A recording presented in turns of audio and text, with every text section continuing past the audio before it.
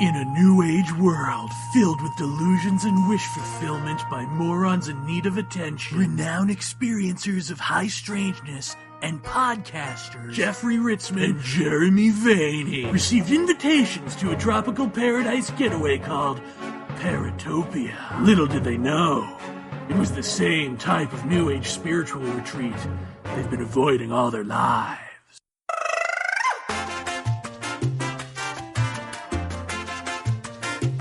Don't be shy. Hallucinations, tricksters, and angels. Man, aliens sure did get complicated. Come on, you can shake it. Yeah.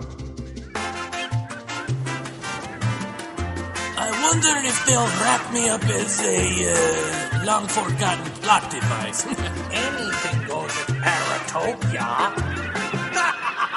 And welcome.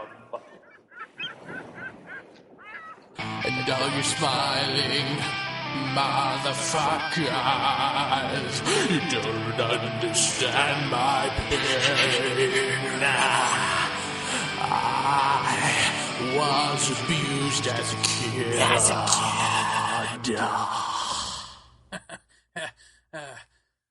Welcome to the Dope Show. I'm your host, The Rube, and my partner here is the other host, and his name's Twilight. I'm a vampire.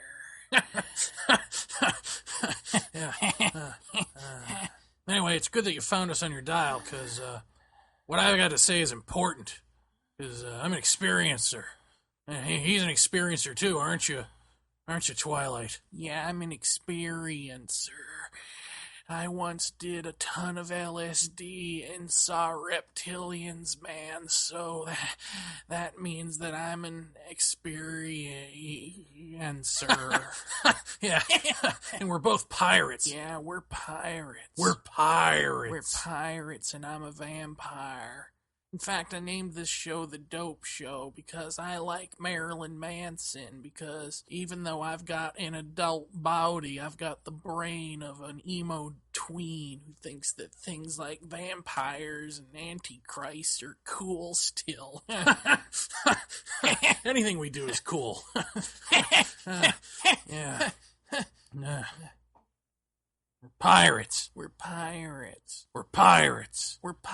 and I'm a vampire, and my first guest, who I'm just gonna kind of listen to and wheeze into the microphone because I've got nothing to actually say, but I'm a star fucker, so it's all about having people on this show so that I can say how cool I am to have had people on.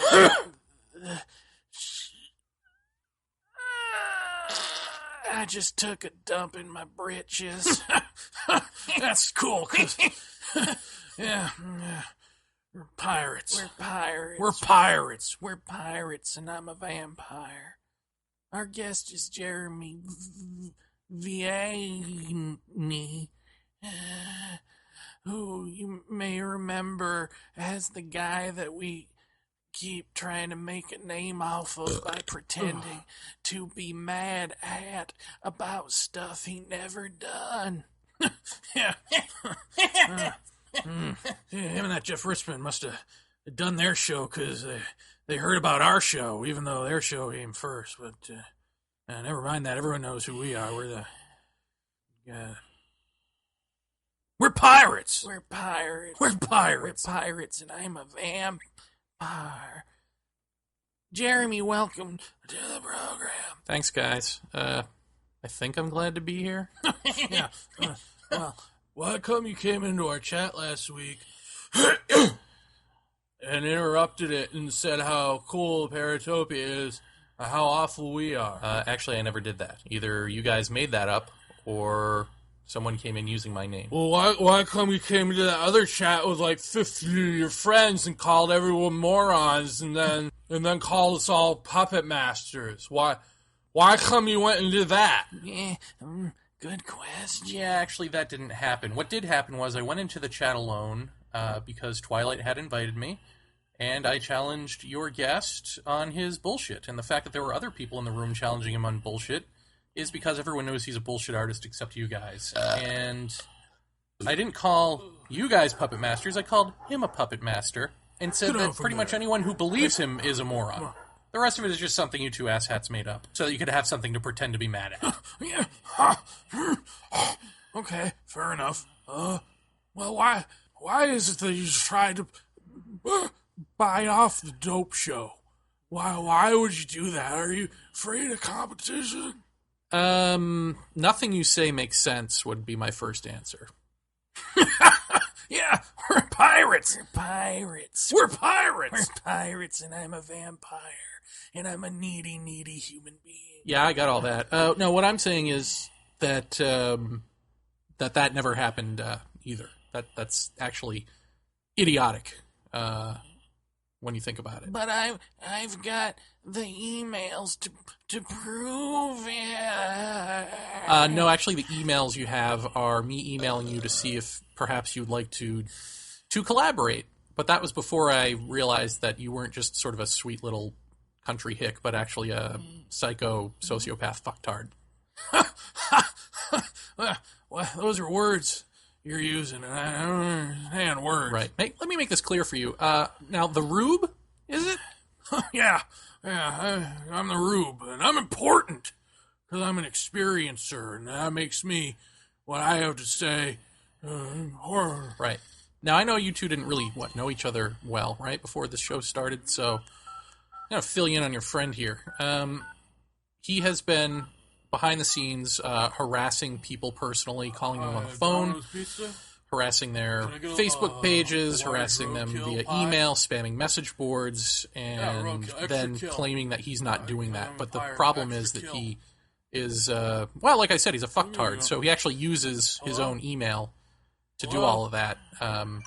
So we have his email address and his IP, and we know that he's doing all of that, even though he's lying to his audience and saying he's not doing that. And, of course, the point is that everyone's an egomaniac except him. He's, I guess in his head, he's, a good guy or whatever. I mean, it probably doesn't matter, just so long as he gets publicity. Because that's really all that this is about. Because you guys are, you're delusional. You have delusions of grandeur. You think that what you have to say is important. Is that correct? Yeah, it's important. We're pirates, and we're experiencer. And I'm a journalist. Yeah, I mean, the truth is that, and you just sit quietly there, and just wheeze into the microphone. That's cool. Yeah, that's what I plan on doing. Great. Yeah, all that stuff about me coming into your chat and interrupting it and all that stuff, none of that ever happened the way you said it happened. Nothing that you say happened actually happened. You lied and made up stuff. You continue to lie and cover your tracks poorly. And you say it's really funny, and, things you're doing are legend and all this. And really, all you're doing is trying to destroy and hurt people. All right, because we're pirates. Yeah, we're pirates. Yeah, we're pirates. And, I'm a vampire. Right. So why should anyone take you seriously? You can't formulate sentences. You have nothing to say. You have delusions of grandeur. Pretty much this is the kind of trash that has made Jeff and I want to leave ufology behind for good, because it's all fucking retarded. And I think nothing exemplifies that better than your show. So I guess if that was your goal, then you've certainly accomplished that. And I have to hand it to you, gentlemen. You are the dumbest thing I think I've ever seen in my life. Collectively. Well, I guess it's good to be good at something or something. Yeah. Oh my god, Jeff! Jeff, I can't take it anymore! We finally met morons in love with being morons! That's too much even for ufology! You're right, this place is a fucking embarrassment! I'm out of here! Now do you believe me? Jeff, my god! How are you here? How are you here? We're dead, aren't we? Everybody dies eventually, kiddo. Yes. Well, we're dead inside. That's what ufology did to us. Was any of it real? It was all real, Jer. The interviews were real. The audience was real. Hell, even George Hansen was real. No. Everything we did on this island happened. So, what happens now? Why don't you open up that podcast boot door and find out? I thought you said you'd left the show already. Not left, not exactly. Moved on. You ready to move on, Jer? I sure as goat fuck am. Then let's go. Wait, I'm confused. If you're the smoke monster, then how are you the good guy? And what happened to that weird dude with the voice who used to give us Kool-Aid for the first few episodes? Questions are for pussies. Well, right. Hey, everybody. Welcome to our panel discussion for the 70th and final episode of this incarnation of Paratopia. Let's just go down the list here and say names with voices. Aaron, go ahead. Hello. And Travis Ploeger. Hello, this is Travis. Regan Lee. Hello, I'm Regan Lee. Jon Spring. John here. How you guys doing? Very good. Erich von Kloss. One of these days you'll figure out it's pronounced close, but that's okay. No, I won't. And of course, your favorite and mine, Jeffrey Ritzman.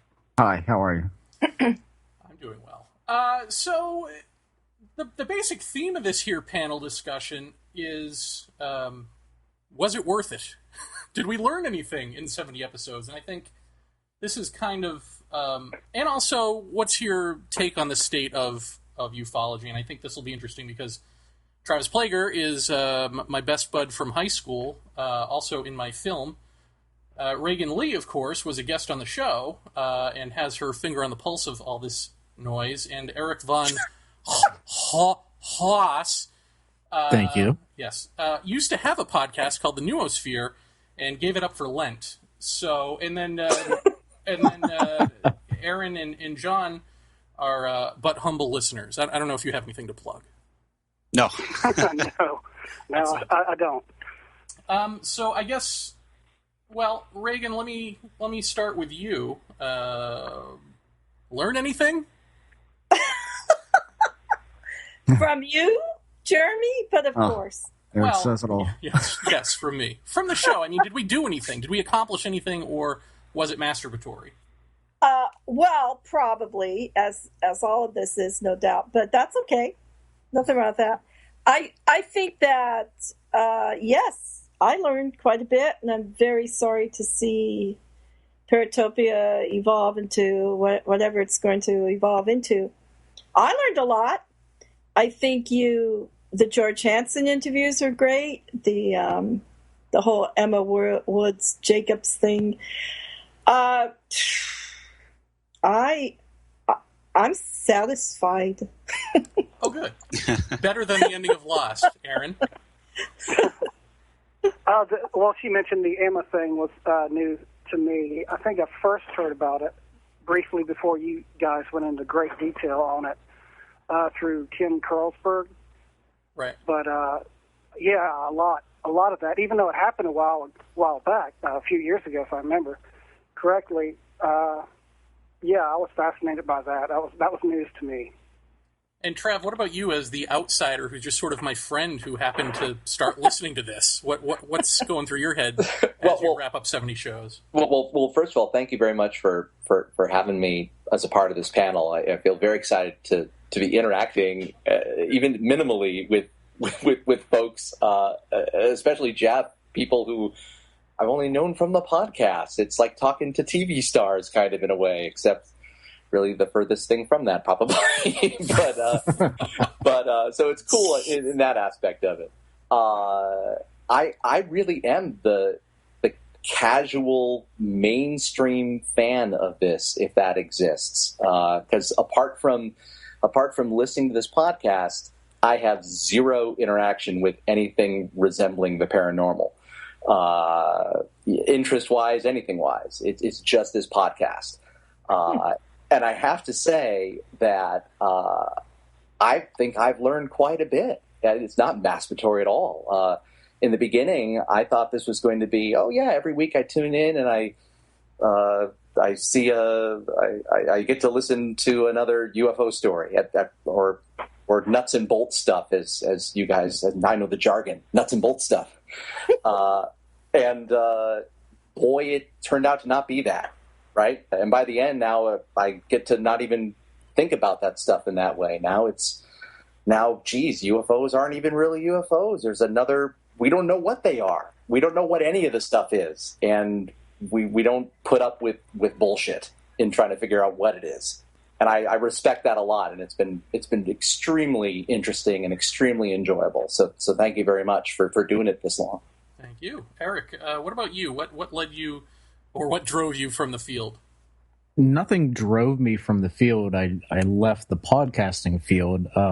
That's a kind of a, there are some personal reasons behind that I really don't want to make public. But, to answer your question, what did I learn? It wasn't, sure, I learned some great things from some great guests, some things I hadn't heard before, some I had. But what I took from it the most was, I think, more the interaction between you and Jeff in coping mechanisms and how to deal with this strange bullshit that may go on in our lives, and how you guys are able to just carry on and to be able to deal with it. It kind of gave me personally a feeling of, man, maybe, I can make it through this and everything will be okay. It was kind of a comforting feeling to get all squishy on you. So you learned how to drink and take mushrooms, is what you're saying. Damn straight. Rock and roll, dude. And John, you're going to be doing something for the listener content portion of this deal, aren't you? Oh, I would like to, if I could figure out what to do. I mean, I would love to donate something to you guys. So it must not have been completely masturbatory for you if you think like, okay, it's worth putting my voice out there. If I can, and it's not my voice. I don't think I have a radio voice or anything like that. But I got attracted to this show just because of the George Hansen show that you guys put on. But I stuck around because you're a great broadcaster, and it's good to listen to you and Jeff Ritzman. I mean, to me, it's really enjoyable to listen to you guys, and I understand that the show is changing gears. But I mean, that's why I stuck around for as long as I did, and didn't just kind of adios after getting my George Hansen fix, I guess. Mm-hmm. And Jeff, what about you? Now that you've you cut out early, frustrations abounded for many, many months. Now that you've been able to sort of step away for a little bit, do you have a new take on it? What do you see as what was important in all of this for you? How about that? I guess not to over complexify any one problem too much. I think that probably over the course of a year, I felt like perhaps I was going in the direction of becoming more complex in the way that I look at this. And I think that being away from it for, I don't know, about a month now, I suppose, I think that's kind of what I look back on a lot of what we talked about, both publicly and privately. And I think that you really do have to approach this from just a ground level, simple, straightforward way, and not try to read so many things into it at the very get-go. I mean, we're still, despite that ufology has been our I guess our main focus for the most part, I think that it's still in its infancy. I mean, despite that it's been 60 plus years, this is still a very new thing. And I think that that what I'm proud of with this show is that we didn't go the direction of most to the nuts and bolts, to the the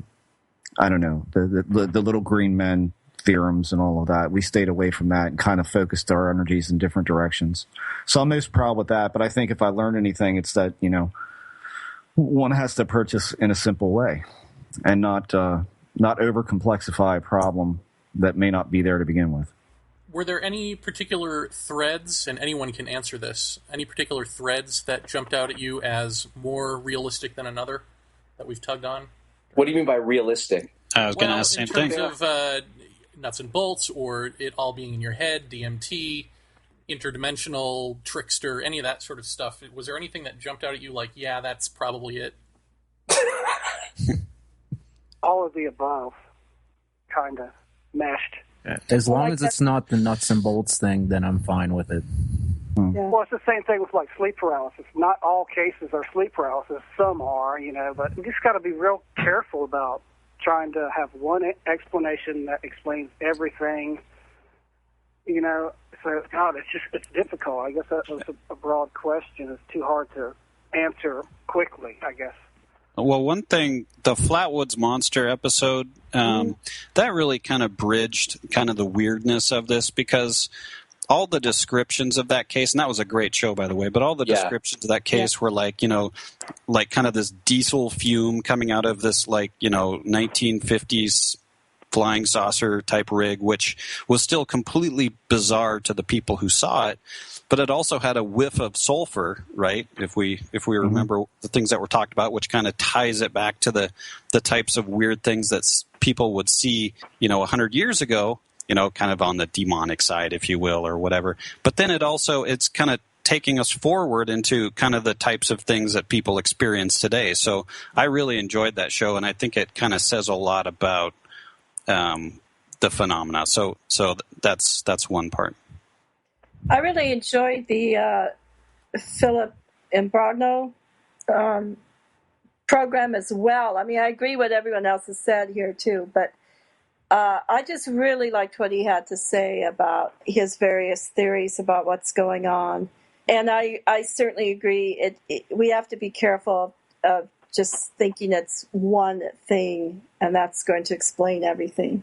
Mm-hmm. Yeah, I just don't see how anyone could really think that. I really liked how this show, it felt like the entire 70 episodes felt like it had a narrative of its own. I mean, I felt like you guys you would follow one thread of thought and a guest would suggest something, and maybe the ideas of that particular guest would bleed into a couple episodes down the line, but something else would get picked up and then that would bleed a little bit. It really was a discovery, a journey, and I like the fact that you guys didn't try and make a one-size-fits-all answer to anything, that you didn't have any agenda or anything, banking on one particular answer being, hedgehogs. One particular answer being correct. That it really was about, it really was what's the truth about it? That was the agenda. The agenda was, do I buy this? Can I believe that this is possible? And I just respect that a lot. I liked following the narratives as we went. I liked having a couple episodes dealing with Emma Woods and fallout from that, and how that would bleed, and how George Hansen stuff bled into that a little bit. I like how the Flatwoods Monster had some nuts and bolts stuff to it, as well as stuff that had nothing to do with that. I just thought it was really, really fascinating. Mm-hmm. To go along with what you just said, Travis, I think the agenda was the anti-agenda, and that's what I like so much. It was basically to make you think about many different things and from many different directions. I mean, it was completely unique in that way, and that's why I loved it so much. One of those early episodes about the exopolitics, and how an example from the exopolitics. People would be speaking, and I just remember one quote from some story that you were regaling from that, saying that the speaker was trying to set up base truths about why they were all there, and at some point they were saying, now we know that Mars issued these things, and that's a given. Yeah, they don't even have that in science. I mean, there are no base truths that we've figured out yet. So. Mm-hmm. Jeff, do you think that in all honesty, that the narrative journey of this, as opposed to other shows that just, as you say, rehash Roswell, rehash old UFO case and all that, do you think that that's actually born out of our own sort of self-serving nature of just, like, we were tugging on threads because we really wanted to know these things ourselves? Ultimately, it's I mean, and I've said this a long time now that that I at least am in this for purely selfish reasons. I mean, I was always happy to share whatever, and in doing this program like this, that's gotten bigger and more recognition than I ever could have dreamed when we started. I mean, I didn't expect this by any stretch. But yeah, I think it is definitely born out of our own curiosity about certain things. I mean, it's certainly when it came to one of my favorite episodes, which was Dennis McKenna. I think certainly that was for me, that was a life-changing show, both in what we did afterwards and just in talking to him, both in private and on the show. So I mean, I think we followed threads for our own kind of selfish reasons to a degree. But there were some thrown in there that I didn't expect.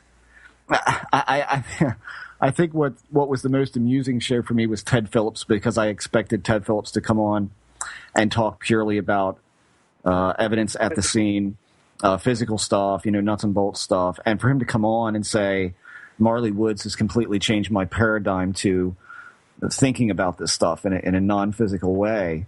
And then for him to, and I don't think we've ever said this, have we, Jeremy, about what he told us afterwards? I mean, certainly he's kind of dropped off the face, so I don't mind saying it. There was if you all go back and listen to that, there was a portion where he talked about a light hitting a woman's car.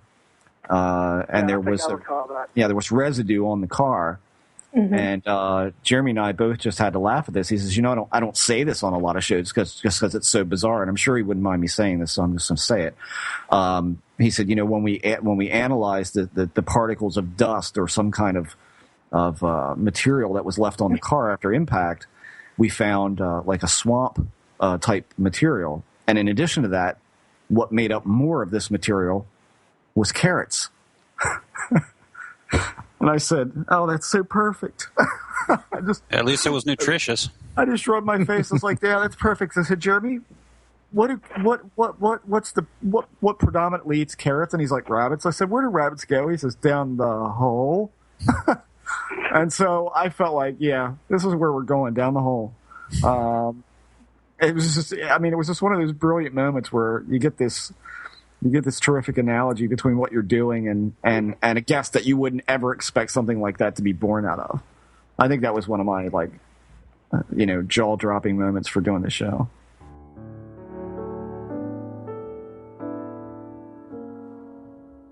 Hey everybody, it's me, Dr. Stephen Greer, and I'm not just a doctor and a public speaker and a free energy device provider. I'm also the producer of Paratopia. That's right, people. Surprise!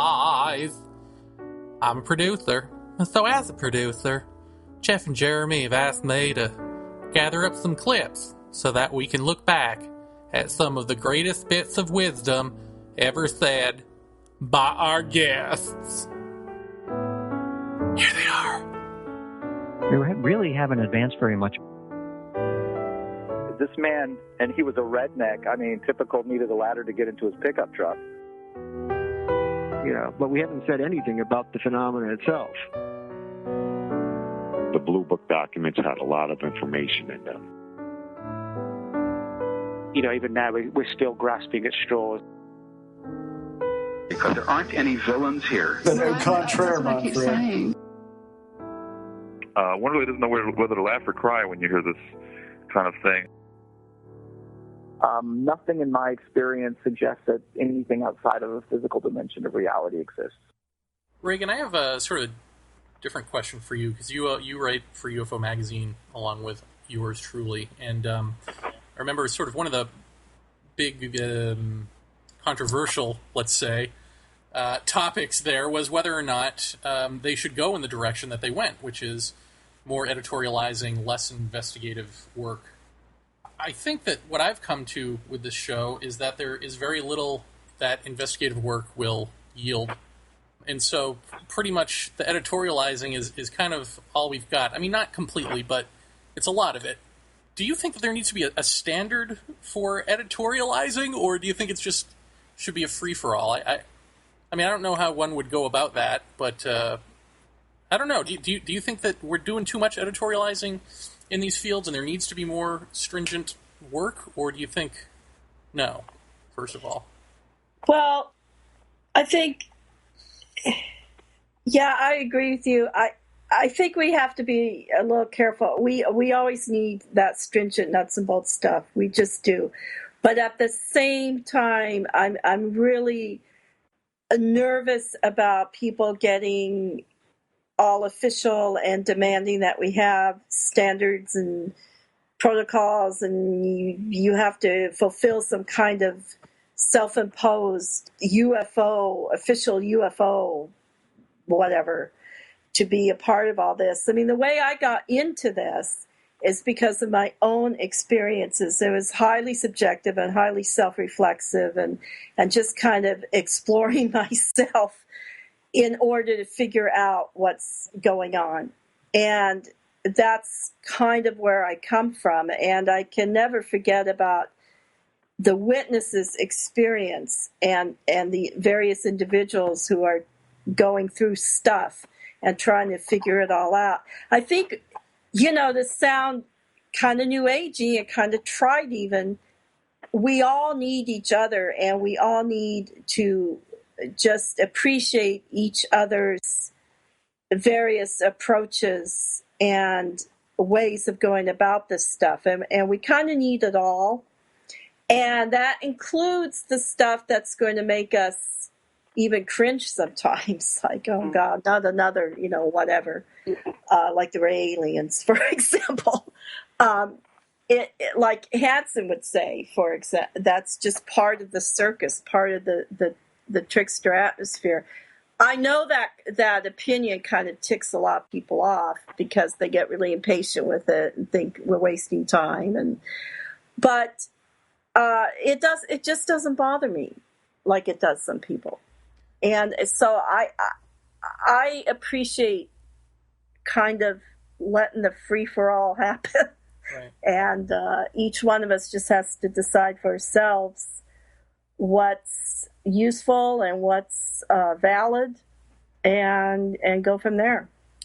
Well, that brings me to another question that I would like to ask Erich, then Jon, and then Aaron. Maybe we'll go in that order. We did the Ufology Must Die episode, famously enough. And yep. Do you agree that ufology must die, or do you think it just sort of needs an enema? Oh, good Lord. It needs a little more than an enema. If they can invent something bigger than that, then that's what it should be. There are some decent qualities to that, but on the whole, I don't think it should die, because who am I to say that I understand enough to say that what they're preaching is completely wrong? I mean, it could be a valid perspective. It could be a genuinely perfectly okay explanation. I don't agree with it personally, but I'm not going to shit on anybody else's train of thought, because I'm not going to sit here and presume to know what's really going on.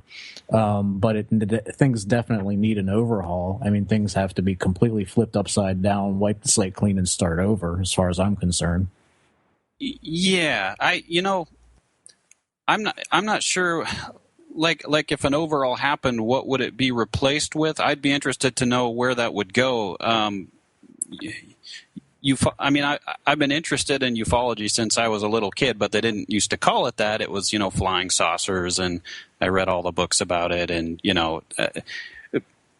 I think where it is today is really, really bizarre and specialized, so that even people who might see a UFO wouldn't really have a conception or an ability to talk with a lot of people in ufology, if that makes any sense.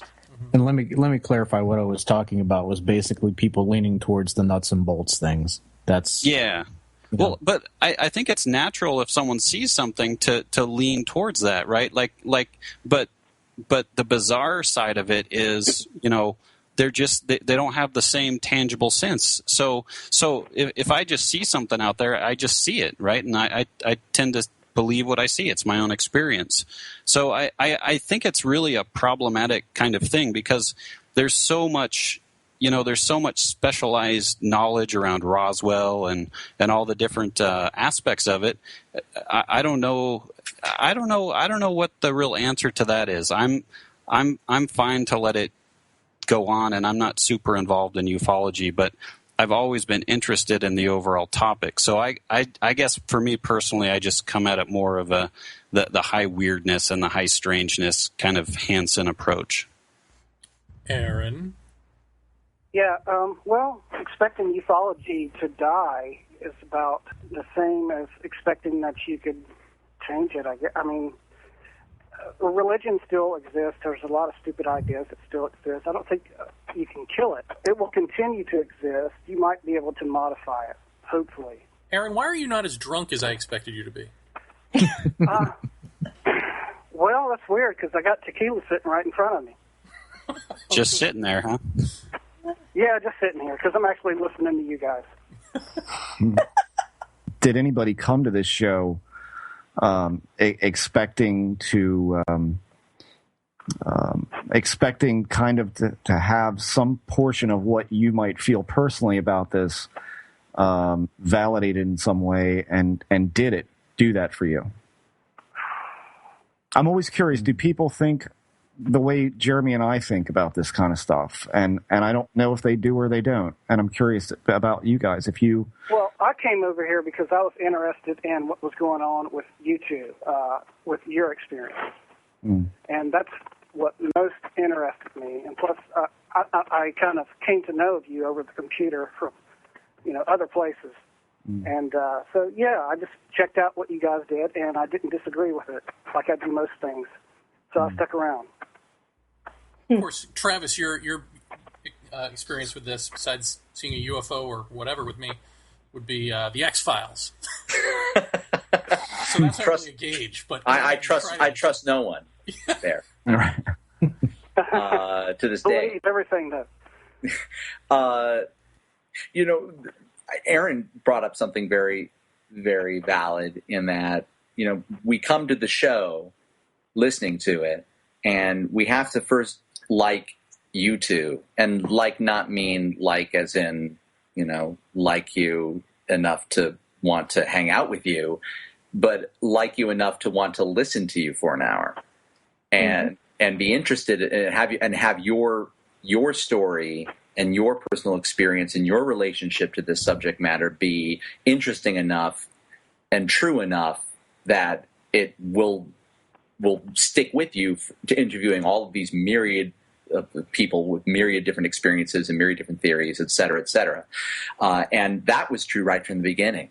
I mean, clearly, Jer, I've known about your stuff. I mean, we had our weird thing in high school, seeing that weird light, and I've known about your experiences since then because we talk about stuff.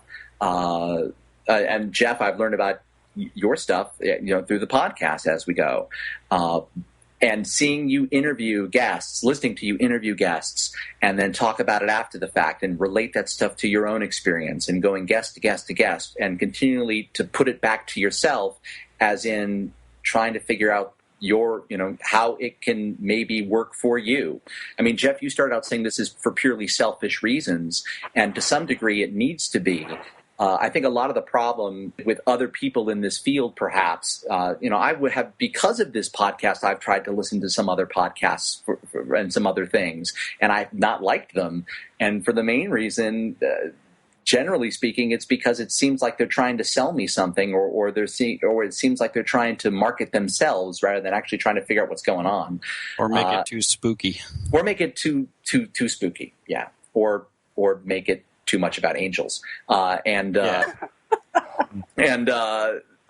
so Jeff, when you say it's purely selfish reasons, that's probably a good thing because you're not doing it to try and huck a T-shirt. You're doing it to try and help yourself and figure out what the hell's going on. It's self-therapy. It's self-therapy. Great. Yeah. And if you have the ability to get these people with their experiences to talk to you about it, and we get to listen to it, and you keep it interesting, that's fantastic. The question originally was, I think, about if we had our own views about this validated by what you guys were doing over the course of the podcast. Is that something along those lines? Or did you come to this show knowing that, I think at least, Jeremy and I both made it pretty clear that we don't subscribe pretty much to the commonality of theories that are all over the place in ufology. I don't think we're big subscribers of that. And I think a lot of people knew that coming in the door. And I'm curious, is did we attract that kind of person that kind of rejected all of the normal type of explanations for this? I'm raising my hand. Yes. I mean, that's what kept me coming back and back and back. And I mean, I know both of you and had the opportunity to hang out with you for a couple of days, and speaking to you in person and on Skype over time and listening to the shows. It's just that I can relate to you two because I don't know. I have no explanation. I'm not going to try to explain anything. I just don't know what the hell is going on. And you guys entertain so many different theories, not trying to say, okay, well, this is it, this is it, this is it. It was a constant, well, what if it's this? What if it's this? What if it's this? That's what kept me attracted to it, is the openness to every possible explanation, every possible reason. That's what I loved about the show and about you guys. Wow, this really is a love letter to us, Jeff. Yeah, I know. Well, come on. I haven't talked to you guys in so long. I got to be mushy, you know? That's true. There's a little bit of editorializing going on to not have every single theory out there. I mean, like, you guys weren't, you're not like, I don't want to badmouth other podcasts, but you even mentioned how some of the other shows will, there are other podcasts out there.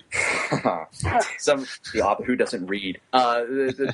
There are other people who will just put anybody on and feel like it's their job. Well, I don't have to say that I think there's any truth to it, but I just want to put it out there. And you guys don't do that. I mean, you're not going to have somebody on for the sake of just having them on if you are 100% thinking that this guy's full of crap. I mean, you're not going to do that. And so at least I listen to the show knowing that I'm not going to have wasted my hour listening to somebody who's complete bullshit. I guess that's ultimately a good thing. I like listening to Jeff put Horn in his place. Well, that didn't happen on this show, but on other shows. So, I missed that aspect of it, but I'm sure that they're not losing anything from not doing it. From what? Shooting fish in a barrel? Yeah. Well, you're a fan of shooting fish in the barrel, is what you're saying. No, I enjoyed Jeff and Horn's debates. I think if you bring an idiot on and show people that he's an idiot, like you might be doing now with me. No, come on now. You know what our theorem on that was, is that you can bring somebody like that on the show and dress them down, and ultimately it's shooting fish in a barrel. Everybody pretty much knows the score, and my excuse for that year-long argument and debate with him was, well, there are new people coming into this that may not be as informed. And I feel like it's my and why in the hell I felt this way, I have no idea, other than I was insulted by the stupidity of it all, personally. And so I kind of said to myself, well, I've got to be the guy who gathers data on this and presents it to people so that there's a counter to everything. And then you gradually come to this realization with all of these characters of all, forget him. I mean, all of these characters, the Greers and all of these different players in this, that they're going to believe what they want to believe. Well, not only are they going to believe what they want to believe, but if they are, I always referred to our audience as one of the smartest ones in this subject that come to listen to this show. And I didn't mean that as a kiss ass remark. I think that our message board speaks to that. And if people came in that didn't speak to that, they weren't a member very long. But ultimately, I think if people walk into the door of ufology and take a good cross section look, and they can't tell the difference between someone like Bruce Maccabee and Billy Meyer, doesn't that kind of say to you, why should I even worry about those people? It's spin and pitch, because some shows will only show you the positive about someone and not the negative, or vice versa. So sometimes you got to hang around this dirty court a while to know. Yeah, I think our at least my experience with a lot of these people has been the notion that most of them, the vast majority of them, don't care what you have to say in a negative way about them, because either way you cut it, they're getting popular attention based on this, and they thrive upon negative attention. So our theorem on this show, convinced that they're right, you could bring a mountain of facts and some. Oh, absolutely. I mean, this is where it becomes theological for them, and that's the problem. That's the problem. That's why I made the statement on on the podcast, ufology must die. I mean, we hung up the mics on that episode, and I said, that's what we're calling this episode. Because that's what to me, that's why I've become so embarrassed to be associated. Well, it might have been better if you said ufologist. There you go. I'm not going there. Well, I mean, in a way, ufology is not... It's made up of a bunch of... Well, it's not idiots. The subject anymore, is it? Not I mean, all. you're using this catch-all term now at this point, ufology, to mean something that it wasn't originally intended for. So even in that sense, I think it must die. Right. You know? Yeah, I think that's a little bit what I was talking about when it's so specialized. I mean, if you start to go down the list of some of the different theories, it's like it takes a while for anybody to wrap their head around all, and they're competing theories to begin with. So. And it gets away from just the simplest thing of having an experience. So, but there's a problem in reconciling it, and there's a problem in the fact that it's ignored, in the big structures of our world. So that's pretty interesting to me. Ultimately, I don't think it's your problem. I mean, ultimately, ufology. Your problems with ufology are the same as your problems with flat earthers, and the same with your problems with people who prefer Maseratis to 4-doors. I mean, you don't need to worry about a field that ultimately you're not going to really have anything to do with. I mean, you need to carve your own path. You're doing that with this show. You were anyway. I mean, you're trying to find your own thing, and you're finding the truth in your own way. If some of it is bleeding into what is conventional ufology, then that's what it is. But they're doing their thing, and you're doing your thing, and ultimately, if your thing is interesting enough to people, they will want to hear more of it. And if they don't want to hear more of it, then they don't, and then you continue on your own. I understand why people get attracted to it, though, but it's like a big fly trap, and people don't understand what's going to happen once they start going down that path, and maybe they want to apply a scientific approach to it or whatnot. But it's all.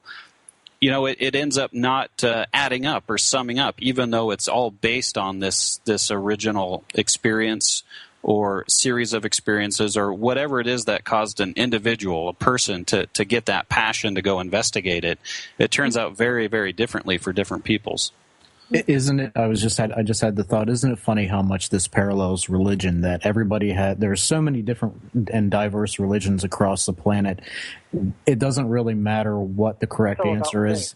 Yeah, it's about faith, and it's about what gives you comfort at the end of the day, and to keep on going.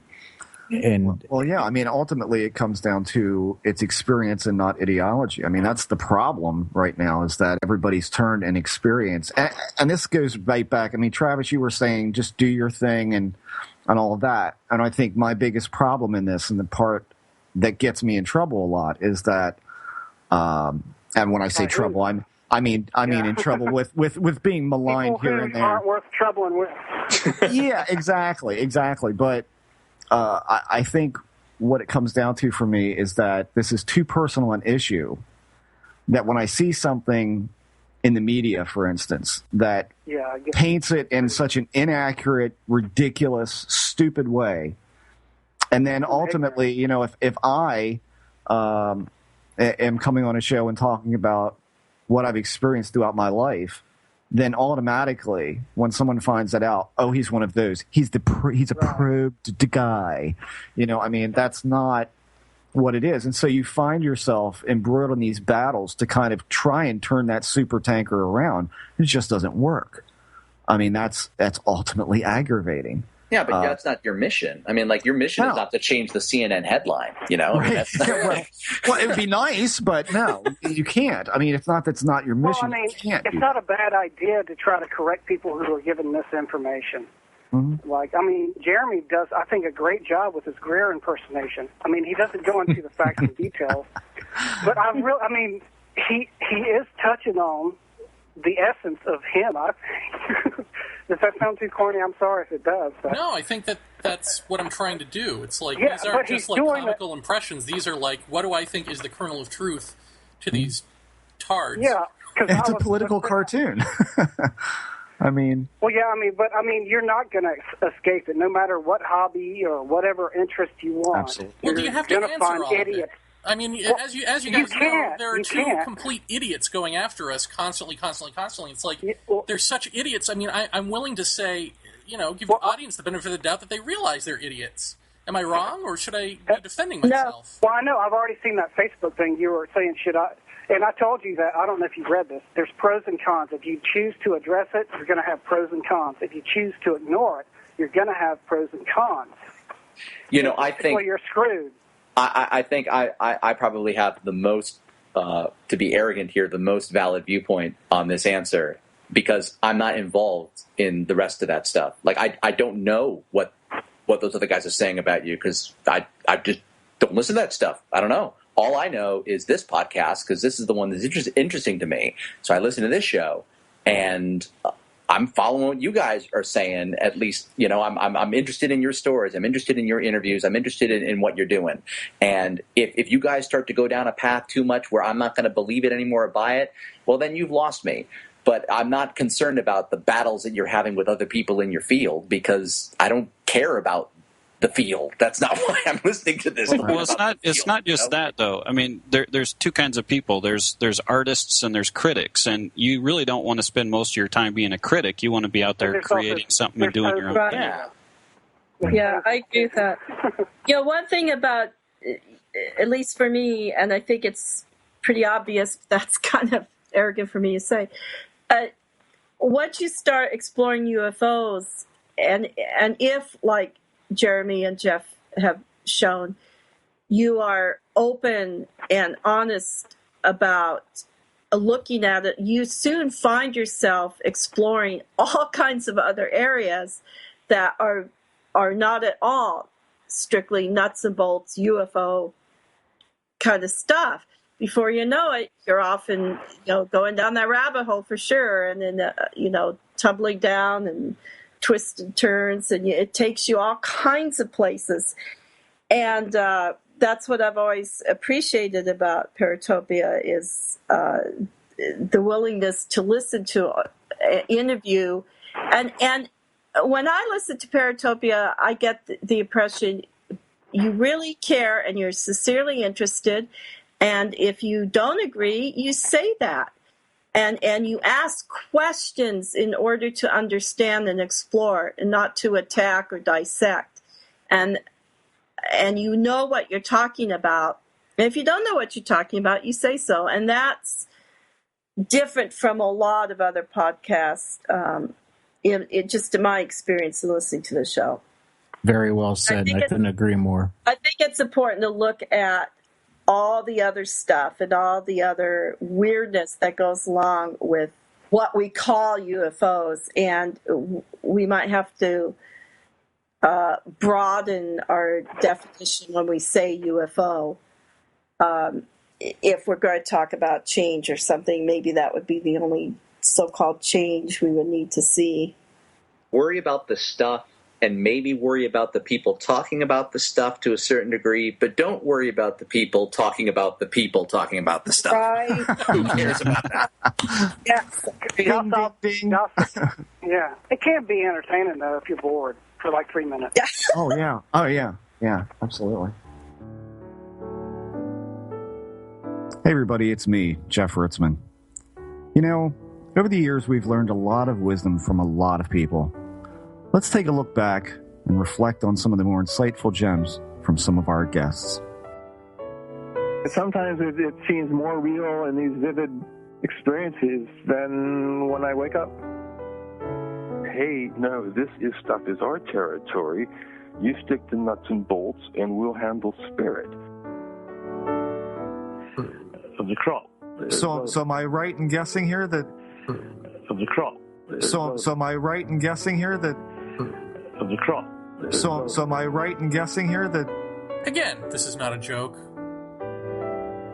You guys, with all your damn flying saucers, are crazy. Why can't I just live my life like everybody else? Let me do that, let me do that, let me do that. She wrapped herself around my body and rested a huge head on my shoulder and just looked me in the eyes for 2 hours. Please, God, give me a clue as to what's happening here.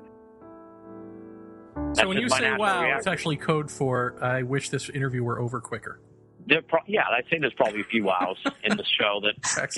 Yeah.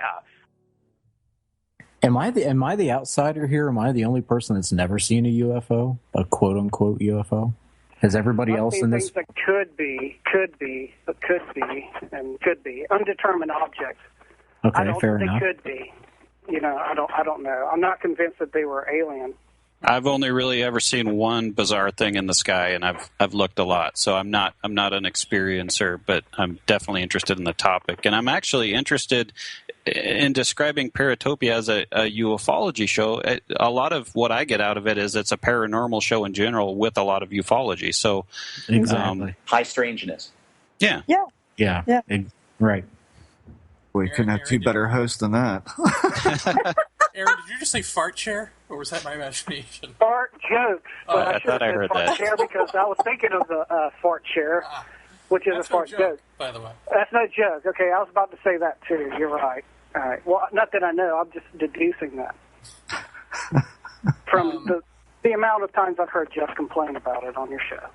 What about just the human consciousness stuff, especially getting into, lately we've been talking about indigenous mind versus rational hierarchical. Does that do anything for anyone, or does it sound like gobbledygook to you? Not me. Well, I mean, I used to read about it 10 years ago, and then eventually I learned about it, and it's all so ambiguous, and it's dealing with different ways to interpret reality. Kind of like everybody has an opinion type thing. Is that my phone? Yes. Yes. So anyway, it wasn't my favorite show. Are you talking about like Barbara Three Crow and? Yeah, or just what's the Indian guy that you had on? Teokasin Ghost Horse. Yeah, twice. You had him on twice, or just once? Yeah, I'm twice. sorry. I personally enjoy that kind of thing, and on some level, it makes some kind of sense to me, and but it's very personal, and at the same time, I'm not really sure I get it or understand it. But that's okay. There's a part of me where I like it, and I use it, but I can't really say how or why. And I just kind of keep it over here, and go to it sometimes. So I don't mind it, and again, like what we were saying before, somebody else listening may find great use out of it and go with it, and it will help them with their experiences. And other people might just say, "Oh, well, and move on." And again, that's good. That's fine. I really like the Teokasin Ghost Horse episodes. It makes a lot of sense to me. A lot of us are maybe in the dominant culture, and when you're in the dominant culture in your own country, it's hard to see the other perspective. So it's at least valuable to think that there might be another completely different perspective that includes a completely different way of thinking. Mm-hmm. And that's where a lot of the weird interactions happen to begin with. I mean, if you look at anthropology, it's like when two cultures meet, it really doesn't matter, what their core is or what the structures of their culture are. When they meet, there's going to be a little explosion there, and a lot of that, I think, really ties into the paranormal topics that are talked about. It could even, if you want to go to ufology, it certainly would be the case if only one real UFO ever visited the Earth. It could certainly seed all the weird things that happened since then, if you kind of understand what I'm getting at. Mm-hmm. I got a feeling that at the end of the day, when we finally figure out or get a handle on just how evil this thing is not, Teokasin's going to be going, "Yeah, no shit, huh?" You know what I mean? And it really, like I was. Well, he won't be using those words, I don't think. Well, no, I was listening back to some stuff, where Jeff was talking to him about ghosts and saying, we see ghosts and we freak out, but it's like, why we didn't freak out in life when Grandpa was alive? Why are we freaking out when he's dead? Yeah, that's actually because he's dead. Well, but the thing is, no. I'm more scared. I'm more afraid of humans than I am of ghosts. Well, if you think about it, believe that everyone's still there. Everyone, you know what I mean? Everyone's still. like everything is not scary to them. It seems. I like the ghost stories. That's true. I listened to it mowing the lawn, and I didn't change it over to Rush or the ball game. It held my interest pretty well. You looped it back. You started it with the UFO stuff with Stephen Hawking. The commenting on that, and then it just kind of went off into just talking about lots of stuff.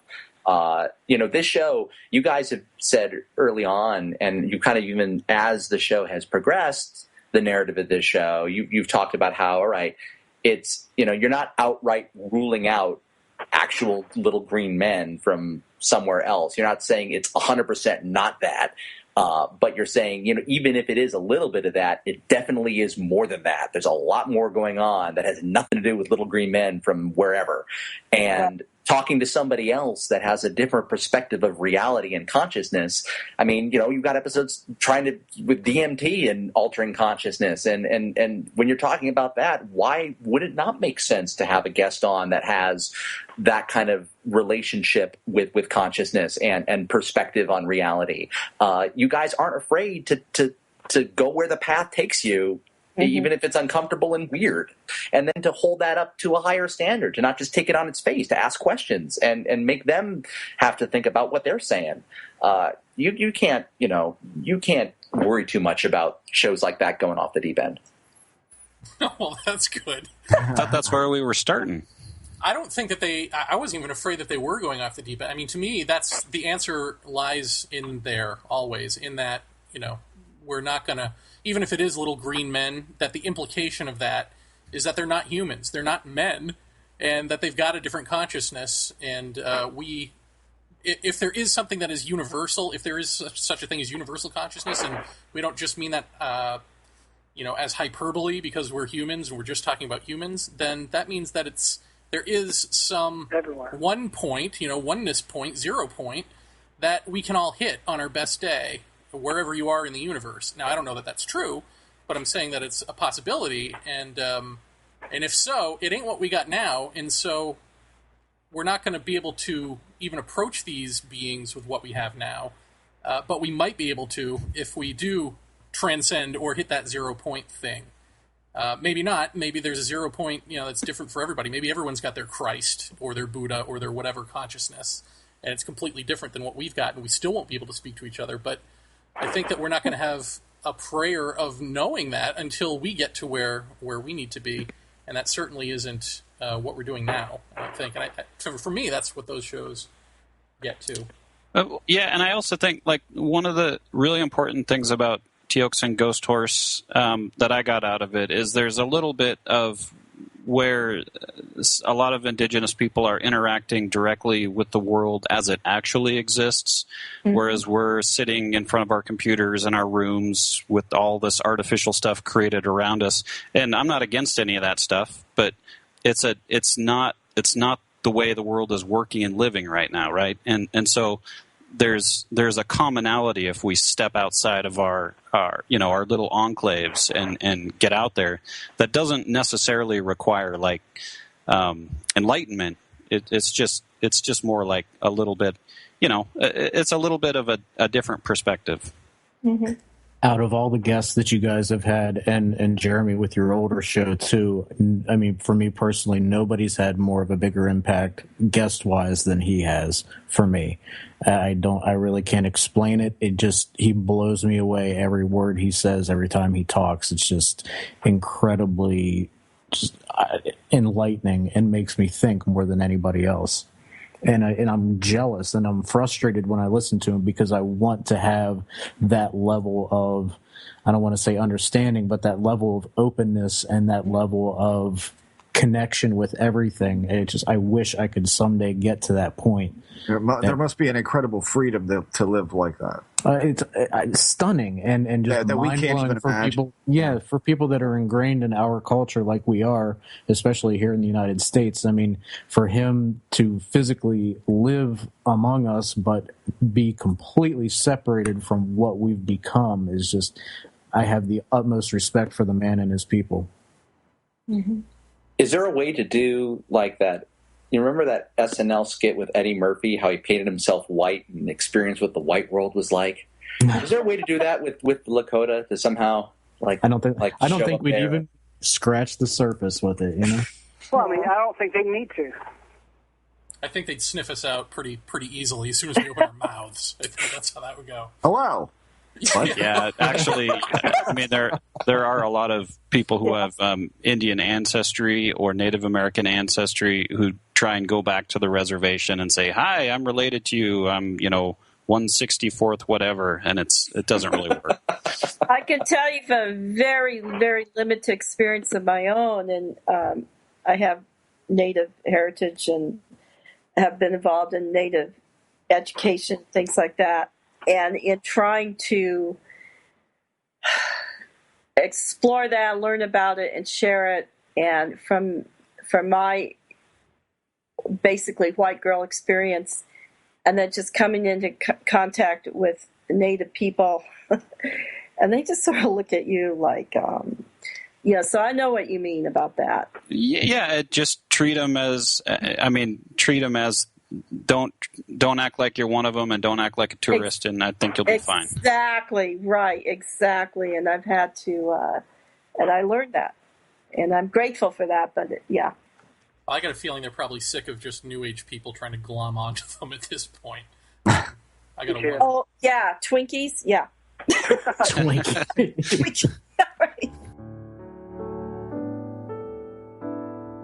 Hey gang, Jeremy Vaeni here. I think when you do 70 episodes of anything, a lot of the pearls of wisdom coming from the clammy mouths of our guests, well, they get lost. And it's up to us to find them and give them to you. Here comes some now. I can see in people's homes. Quite frankly, I don't think I'm not that articulate as I want to be yet. You should go to the VA website. You can see all the religious symbols that you're allowed to have on your tombstone. They stimulate part of the brain, and then you see a shadow person, and it gets closer, and then suddenly it's planting flowers. Or doing the putting on the Ritz routine from Young Frankenstein. There was some kind of psycho out there with a chainsaw. They don't scream. They don't cry. She was a scientist, and she did not want to be associated with ghost research. I'm not getting any younger. My hearing is not as good as it used to be. I think Robert Dean is one of the most kind, gentle, good men that I've ever been privileged to know. Mm-hmm. And if it ever turned out that he was not truthful about his past, I would have no faith in anybody ever, ever. That's how much I hold him in esteem. How can we develop kids who love and look each other in the eye and not send a text message when their friend dies, but actually pick up the phone? I thought it was pretty smooth the way you asked Dr. Maccabee not to die. I mean, I knew that Mr. Hall had been sick and all, but I don't know. He's one of those guys you just think he's always going to be around, you know? And it's like I started thinking the other night, I first met you when I was 23 years old. And I'm 42. Well, hang around. Oh, he interrupted me before I got a chance to say, we're all getting older, and what I was getting at there. Shut the fuck up.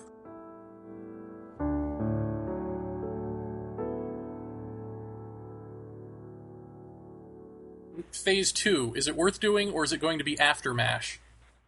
Ask yourself. Well, I think it's going to work, but, I'm not the audience, so I don't know. Well, Ghost Horse said you're not done, right? So, well, so, True. There you go. But he also said that Jeff would be back. Jeff? Travis says, oh. Yeah. Yeah. I'm not seeing it. I'm seeing it for special episodes that we've talked about doing, Jer. And I see it for intros and maybe very brief after chats, something like that. But no, I'm not I've been, wow, I think the past couple of weeks I've probably turned down 5 image analysis cases. I just tell people I'm not doing it anymore, and that's it. So and despite the fact that I've distanced myself from this, I'm still seeing things that aren't there. So pretty much as early as today at work. So it's like nothing seems to be abating in that direction. Well, what do you see at work? Your rust-colored red stuff in the bathroom, floating around that I could work my fingers into. I for some apparent unknown reason went to work. Nobody bothered me. I went right to my desk. I had a project going. I've had it going. It's no extreme deadline.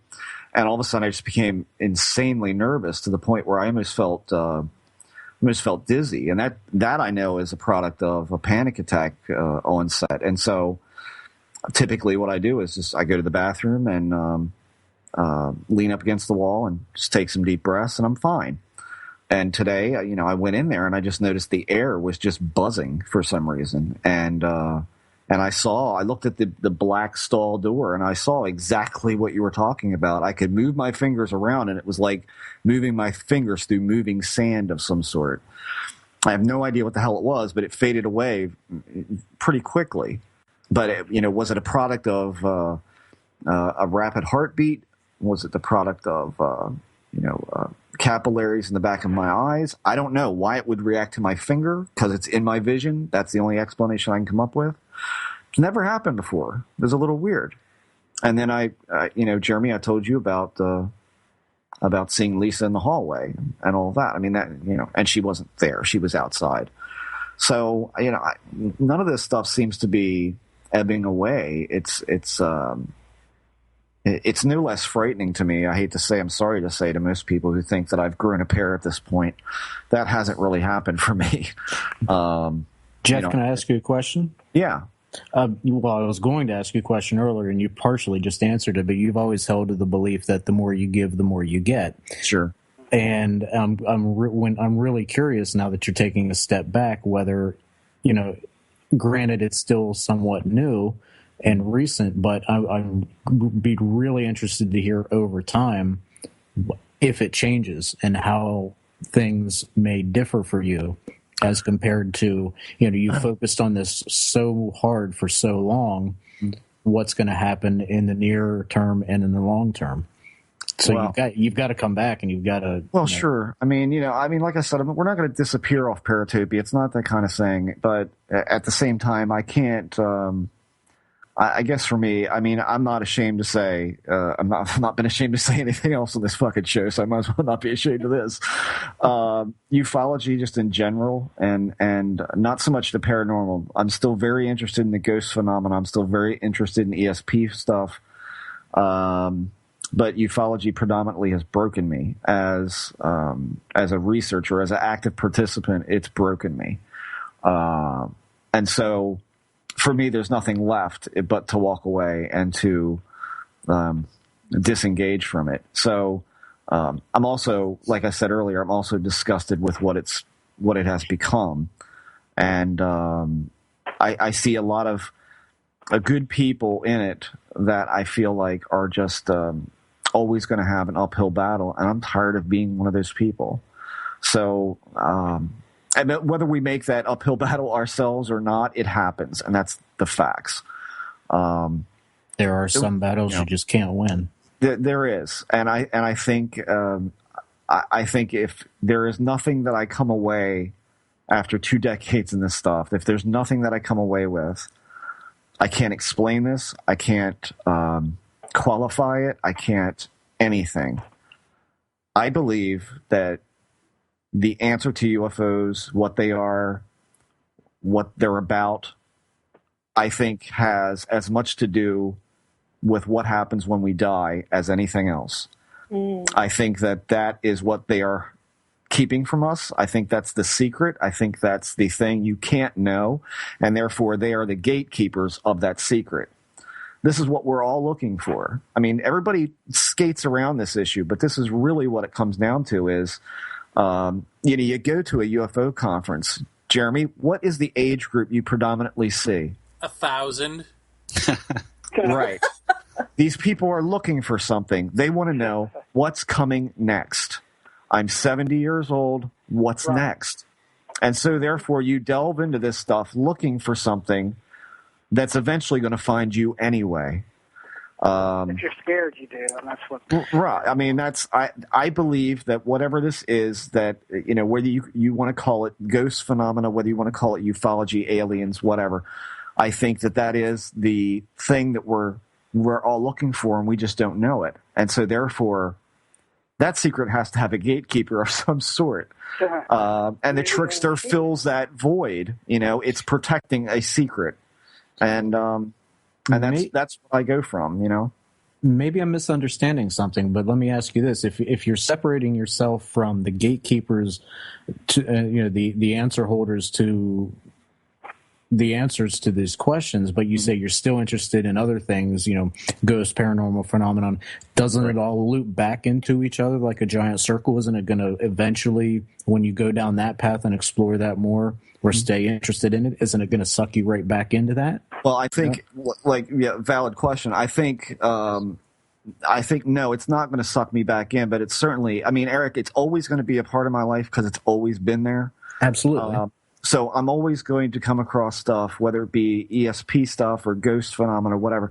I'm always going to come across something that in my head is going to tie back to whatever these beings are, whatever their craft, if that's what they are, is or represents. So I don't think I'll ever be able to truly escape it in that sense. Plus the fact that, like I could say before, when I stopped this cold for 3 to 4 years, I had absolutely nothing. Nothing. My wife said that was the happiest time in our marriage. I had nothing. And so if you could call thinking you might have seen a flash of light here and there, something, but everybody has that now and then. It wasn't anything even remotely like what has gone on the past couple of years, I would say. There's been a lot that I haven't talked about. And if you lived here and you knew what it was like on a daily basis to be me, then you would know just what a dramatic drop off that it is, despite the fact that some weird stuff is still happening. Jeff, you had your webcam on each night. You remember a while back, maybe a year ago?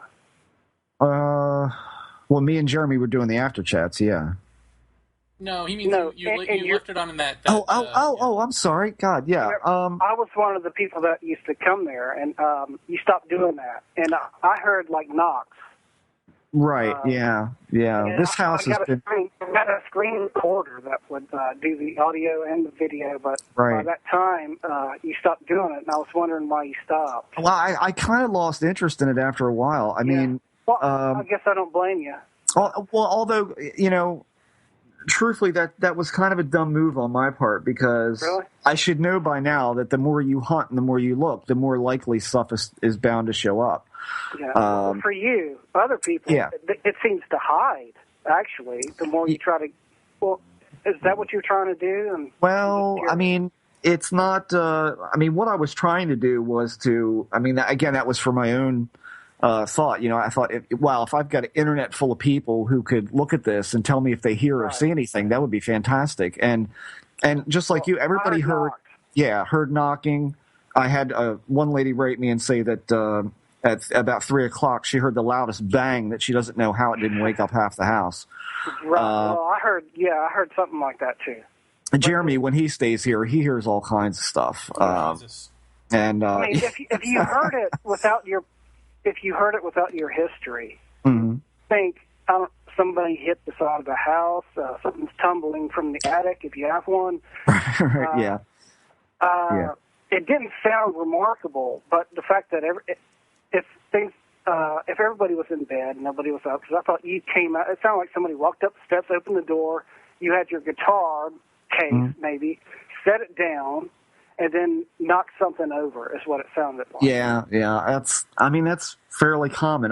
You hear that quite a bit around here, and I mean, I don't know what that's all about. I mean, I think it happened around 2 a.m.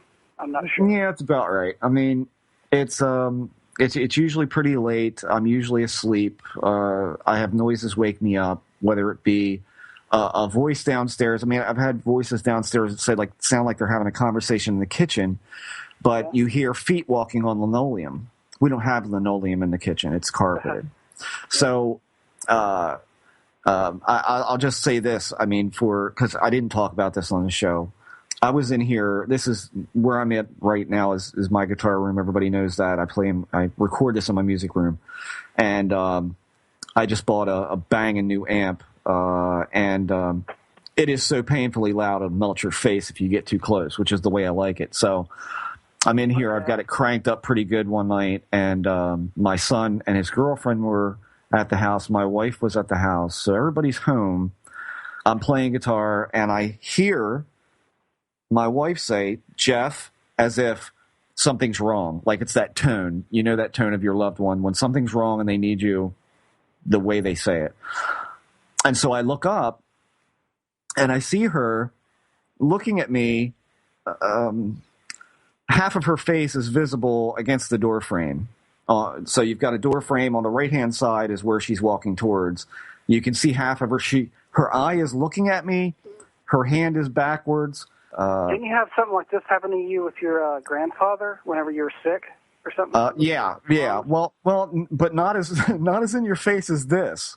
Okay. I mean, this fully looked like her calling me. Had her hand up, her hand's back on the door frame. This is just what you do when you duck into a room. You put your hand on the door frame and then you back out. And I see her and I'm like, holy shit, what happened? And the first thing I'm thinking is, have they caught the kids making out a little too hard and heavy up in the bedroom or something? What's going on?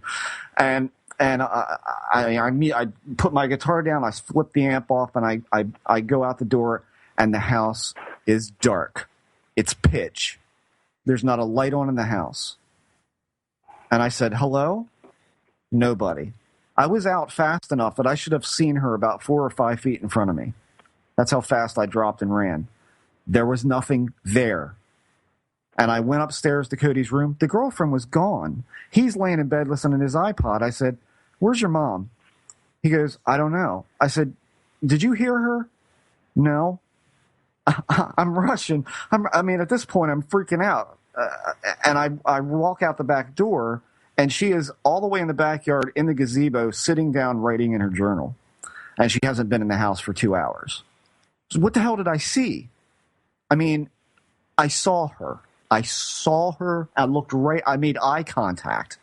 What the hell was that? Well, this is like, as you had said to me, when the thing you described in the show of the woman by the table, exactly, who dissolved as your wife came down the stairs. You thought it was your wife until your wife came down the stairs. Yes. So maybe it was your wife. I don't know. I mean, maybe you're doing time slips, like fucking Lost or something. I don't know. Yeah. Well, it's one of those things that it happens, and it scared the hell out of me because what went through my head is God, am I going to be one of those stories where my wife's actually passed away somewhere? Has she gone out and had an accident and she was trying to tell me goodbye? And I mean, it was that kind of horrible thoughts just try to shoot in there when weird stuff like that happens. And then to go out and see her in the gazebo, I walked out there and my lips were purple. I was white as a sheet. And she's like, what the hell is wrong with you? I said, were you just in the house? She's like, I said, answer the goddamn question. Were you just in the house? No, I've been out here the past couple hours. So, that truly was that was the closest proximity thing that I've seen that just wasn't there. And so, this stuff is not stopping. It seems poetic, though. It's like you should be reading into what isn't there to make more sense out of what is. Yeah, and I've thought to myself, there's been a couple of things that have happened in the course of me playing loud guitar in here. And from knocks on the door to knocks on the windows, thinking, "Oh my God, I'm waking the neighbors," when it's nobody there. Didn't Whitley Strieber have a 9-knock deal years ago? Yeah. Did you see any connection, perhaps? And it's been years since I read it.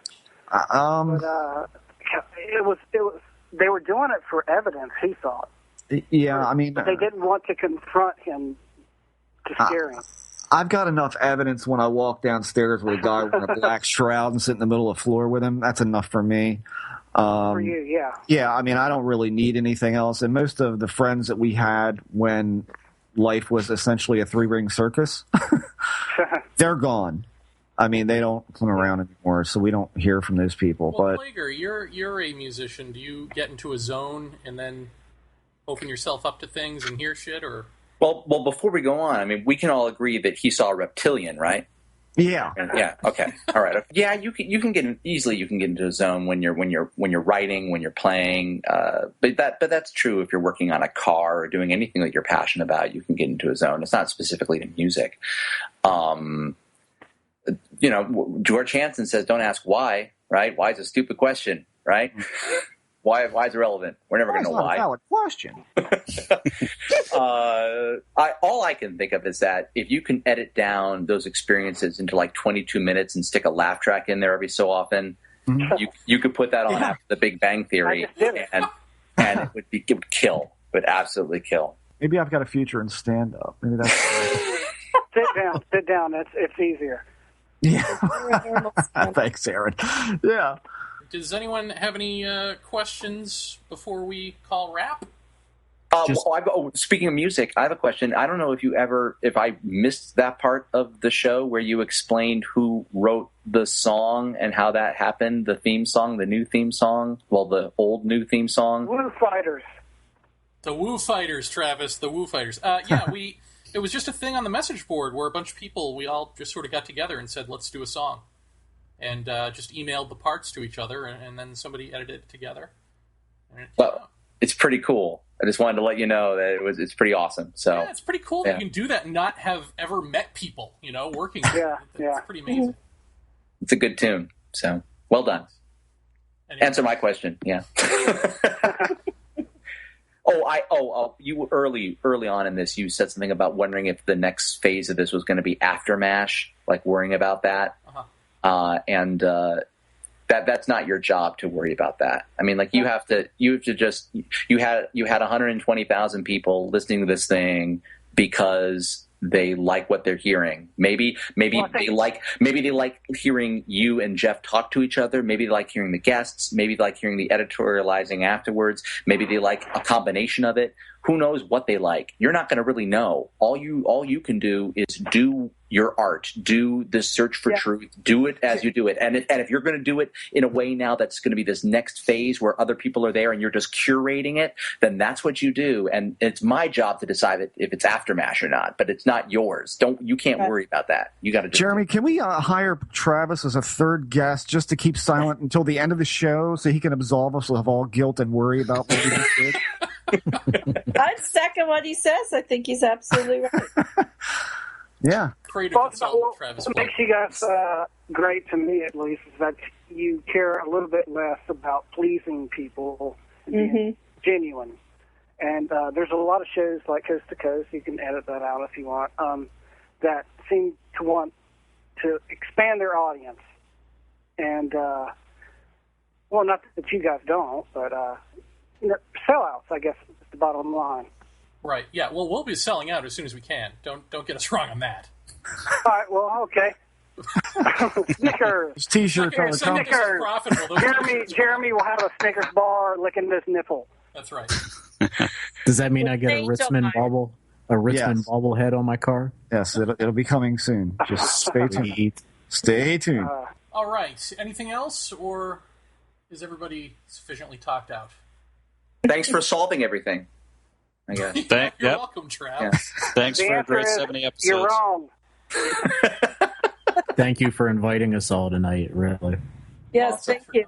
Thank you again for letting me be a part of this, and I'm looking forward to hearing the rest. So, thanks for coming, Travis. Really appreciate it, man. Awesome. Have a good night, guys. Oh, you too. Yep. Yeah, Bear. Do You remember that other part of the UFO story yet, or no? In fact, not only do I not remember the other part, but I now don't remember any of it. Good. My In job's fact, done here. Yeah, so in fact, as far as I'm concerned, we just went right home, and that's all that happened. Sweet dreams. So thanks. All right. And John, if you don't do a podcast for us, I'm going to beat you to death. Oh, I'd love to. I really want you to do it, man. Seriously, you're a very well-spoken guy and an intelligent man. So I think, please do it, man. I'm seriously, please do it. Well, I'll just say it's been a pleasure chatting with you guys. I really enjoyed the episodes that I was able to listen to. I started listening a little late, but I've gotten through a lot of them, and it's okay for things to come to kind of an end point, because it's change is the constant. So, but for today, it's been a pleasure talking to you guys. Same here, man. Yeah, thank you, sir. Okay, you're listening to Jeff and Jeremy on Paratopia, and I'm not.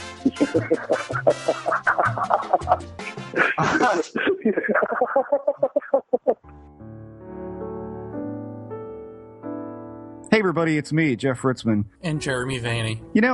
Over the years, we've learned a lot of wisdom from a lot of people. True. So why don't we take a listen to the final batch of deep insights from our guests? Avoid petty laws and useless officials. Too late. I'm not crazy. Like in a Tom and Jerry cartoon, or like a Roadrunner cartoon, where the Roadrunner is like way up on top of a peak, and maybe has to run off the peak and fall down. Things like that would start happening to me.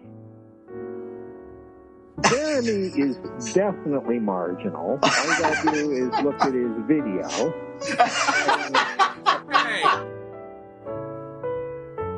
I want to tell you about in 1964 I saw blah, blah, blah. Has anyone ever told you to back off? Nope. This is like a bad episode of Star Trek. Like, praise the Lord. We're trying to strip their identity from them, and I think that's where part of the backlash came from. Did you ever happen to make like a control call, just maybe call outside of the square in any direction and say, have you had any cows come up missing or mutilated? No. It wouldn't surprise me at all if they've been mining goodies from here for a long time. God, people today are such pussies. Dr. Moore, can we get a minute of your time? It's Von Moore. I'm insane. Haven't you met me? You don't make up a big fat lie and not tell anyone. Stoop over and eat them. I don't know what the hell I'm talking about. Don't worry about the fact that they put some cup over your genitals and they're taking your semen. At the age of 14, my hormones were starting to kick in.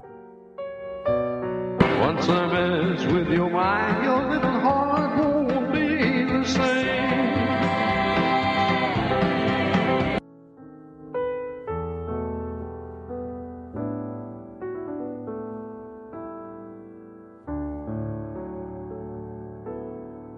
I hate my life. It's horrible.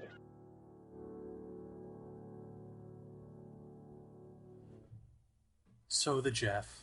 So the Jer. Is this the last So the Jeff, So the Jer? I don't believe so. Oh my god. Wow, that gives me some hope. Right. Like Luke Skywalker.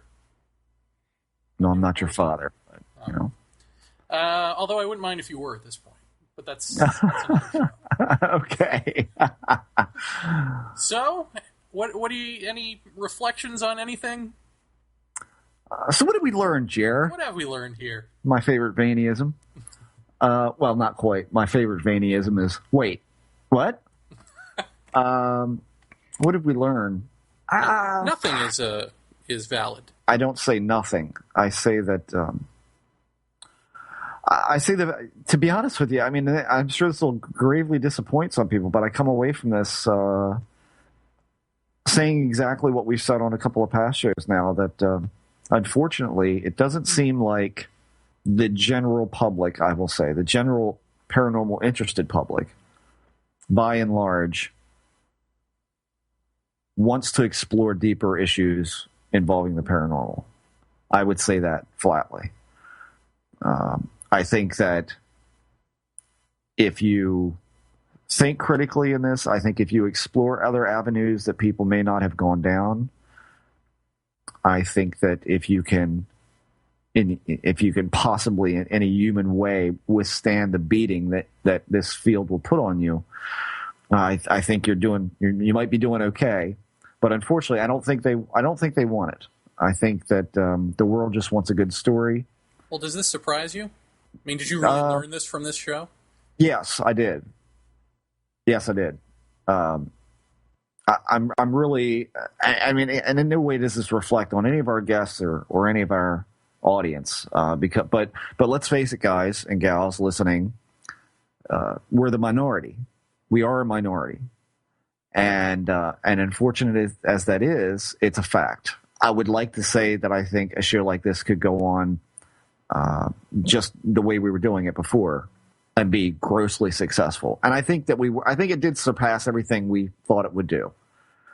But ultimately, it's tough to say that there is no point in trying to make a difference because a difference is not what is needed or wanted by this.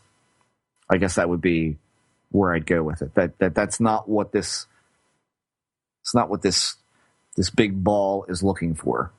It's not looking for different avenues and different explanations or exploring things that haven't been brought up before. It's pretty much just used to sticking with its own subset of rules and theorems, and that's it. And that's what people are comfortable with. The minute you inject something else, you become the enemy. So that's kind of what I take away from this, and it's still interesting. So I don't want to say I go a different way because I don't, but I'm interested in seeing just who is listening to us. You know, I always find it fascinating who does come out of the woodwork. I mean, every now and then we'll get an email from, you know, a well-known celebrity of some sort, you know, a musician or a writer or a producer not related to this field, and it's amazing to me that they're listening. It's like, wow, yeah, this really does have an effect on some people out there in podcast land. But you're right. I mean, in terms of our core audience of who should be listening, quote unquote, they're not that interested. And I think it all gets back to the Emma Woods thing. You know, nowhere is that better described than by the fact that didn't break big, that story, onto the major message boards, because it's, as we've said before, it's something that is purely rational and in the end, does away with one of the sacred cows of ufology. And so nobody wants something that they can wrap their heads around. They don't want something that they can not wrap their heads around. They want something that they can make up and play a game with. It really is, as you've said, it's Dungeons and Dragons, it's MMOs, it's all of that. Well, I think the Emma Woods case is what really shook me. That's the fact that didn't make a bigger impact.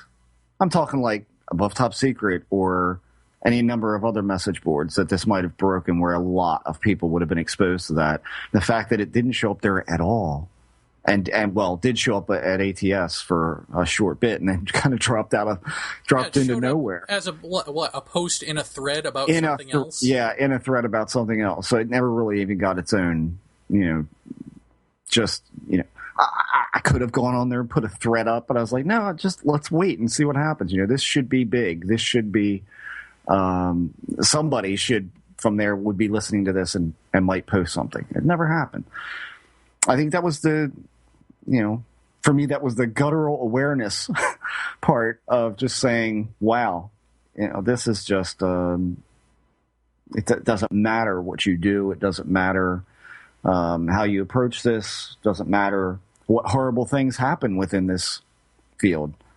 People want, like you said, their sacred cows, their gods, their heroes. Well, they also want an ongoing narrative that they can understand, and that the answer is sort of just out of reach, but almost there if it weren't for the damn government, Dangling carrot, sure. And I think what I take away from what we've done here, and I don't know that we're the first to have done it, but we're certainly took part in it, which is exposing all of this stuff as deeper and more complex than all of that.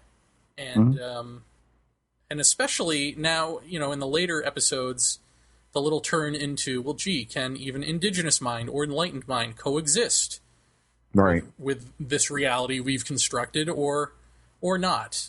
I mean, is it more than marginal? Is it also something that needs to be stamped out by corporations and stuff like that? Right. Can it not coexist? I mean, so these are like larger philosophical and social issues that are attached to all of this, I think, to figuring out, what is the human mind that is trying to approach this question. And you got to go there. You can't not explore those avenues. I mean, that may not have been everyone's cup of tea, but ultimately you have to go there when you're looking at this subject. There's a lot. I always said that that we'd have to look in avenues that weren't of a ufological nature. We would always have to look in unpredictable places at unpredictable times, and some of it may be outside the interest of what the UFO public would say is interesting to them. But if you're not willing to look in those spots, think about what you could be missing. Well, it's even just self-reflection, like on a really, really deep level. I mean, you take Maggie Jackson's Distracted, which is basically making the case that this sort of evolutionary climb that we believe we're making into the information age is really the fall of Rome in disguise, and that this always happens, and, this is all part of, like, getting rid of the libraries and getting rid of any of our sense of history and all of that, and just not even being complacent, but being so arrogant as to push forward while ignoring the need for a base to push off of. It's like, oh, we don't need any of that anymore. So what happens when that mind approaches the other? Right. I mean, but we don't think of it that way because we're too self-involved. We're too involved in the narrative. Yeah. Yeah. I mean, it's just, and it's going to continue to go on and on like that. That's why I really don't see any end to it. I think if we kept going with the show as it stands, I don't see us. I see us making round robin trips, over and over through the same thing, and I don't want Paratopia to evolve or de-evolve into that. Which is why I think it's such a great thing, because I mean, let's be brutally and humanly honest here. I'm sick of this crap. Okay, I'm sick of it. You're sick of it. So we've built this wonderful community full of really wonderful people who all have something to offer and something to say. And so I say, let's give them our show. Let's give them that platform and let the droves come forward. I mean, we have now gotten, quite a few submissions that we're going through, but I think it's where it becomes like a communal effort to learn something that one guest or 1 week's show may not have any bearing on the next week's show in any direct sense, but you may see correlations in there that, again, we can all discuss. And maybe it's easier if we do this as a group as opposed to just you and I trying to steer something, And so that was our user-generated content idea. Maybe that'll work, and maybe that alleviates pressure off the whole group and doesn't make it just two people feeling all of this this weight from this. Maybe we all share that weight and distribute it evenly. Yeah. And then we all feel less pain in the necks from it. So, let's give it a shot and see what happens. I mean, I'm purely excited about that possibility. So, and like we said before, it doesn't mean that we're never going to be back again either. So, but I think that this incarnation has reached its conclusion, and from here, I think the only way you can't go anywhere but up. So yeah, I mean, it feels like a natural conclusion to me. It feels like it does. It does. This is where it needs to be. Yeah, yeah. I mean, I think we both pretty much reached that apex at the same time. Which I said, this must be it. You reached it first. I mean, it's the weird thing of you. Well, I did, yeah. I mean, in all honesty, Jeff, for many moons, has been threatening privately to quit, or saying, do you wanna, or asking me, all this sort of stuff. And I feel like I have been keeping him in it because we might have even mentioned this on your grand goodbye show. That I felt like I'm keeping you here because you're afraid that this is sort of what the foundation of our friendship, and so you didn't want to risk ruining that by leaving, and so I feel like you stuck around more for me toward the end than anything else. No. I mean that definitely isn't true because I couldn't care less about our friendship. Oh, good. No, it's one of those things where I certainly didn't want you to be upset with me and my growing disdain for this pursuit. And I think it was more that than anything, but I think that I kind of hinted around about it because I thought if he was on board with going, I would be willing to go at this point. And then that my Woods thing came up, and I'm like, well, it's time to go to work, right. And that's exactly what happened before when I was getting ready to step away over at Above Top Secret, and that's when O'Hare happened. And it was just a mirror image of that same event. I got pulled back in to go to work on that. But no, I think for me, really, really reaching that point where I could say, I could walk away from this. I really, really could, was about the time that you said to me, you need to talk to me and keep me in this. And that's why I said, you know what, Jared, maybe it's time to stop. Maybe we've reached the end of this thing. And maybe we turn it into something else from here. Because neither of us wanted to give up the audience that we've built and all of these great people who have supported this show and all of that. Speaking of which, before I forget it, I want to personally thank Sandy, who is on our board, because Sandy sent me a wonderful gift, and I want to thank Sandy from the bottom of my heart for that because he was the only way it was coming into my hands. So, Sandy, thank you very much for helping out. You've helped out the show, and you've helped out the new website tremendously. Yeah, isn't it funny how we've been getting stuff from listeners since we've decided to go? Yeah. It's like parting gifts. It's great. Yeah. But I think it's just kind of reached its natural end for me. I mean, I feel like we did. I remember saying something about trying to accomplish something and learning that there's not much you can do to change this field. As far as accomplishing something, I think we did accomplish building a podcast that a lot of people listen to. I mean, the numbers were humongous and still are humongous. To have the ear of so many people that like that, I think that's a great accomplishment in my book. Yeah, we had that in no time. Yeah, it's just astounding. So I don't think we want to walk away from that without giving this other thing a try and seeing what happens. And especially our message board. I mean, I feel like we have one of the better message boards out there in terms of just quality of people chiming in with stuff. Yeah, absolutely. And I would hate for them to not have somewhere to go, Yeah, and it's a pretty wild cross section of people too. I mean, it's definitely not a boys' club, and it's not a hate place, and it's not any of that. It's just it's really good discussions, and some of them I can't even get my head around. So we can't just drop that and let it go. So I think this course of action is the best thing to do. And so I hope everybody sends in some material. I think we got another email today with somebody wanting to send something in. So, and if John from our roundtable, I'll say it again, if he doesn't do something, I'm going to hunt the guy down. I think he's a really good speaker. I mean, I really think he's got a lot to say, and he's been following all of this for so long. I think it'd be a great show. So I encourage him to do something. So that's where we're at. Just the end? Are we done? Yeah. What are we? When are we going to relaunch this? I guess we should give that info out. Like, what do you think? 3 weeks? A month? Next week. Cricket. Oh, you want to break it? You mean you want to? Yeah, I want to break. Maybe next week. So, little break. Little break. Yeah. Working on that novel. Working out your characters. Huh? Yeah.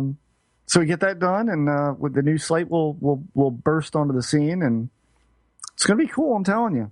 Yeah, but like we've been saying, get your material in now. That way I can edit it all and have it all front-loaded and really take a break, because I probably won't be really breaking in these next 3 weeks. I'll just be editing stuff. Yeah, we're going to be working on stuff. Right.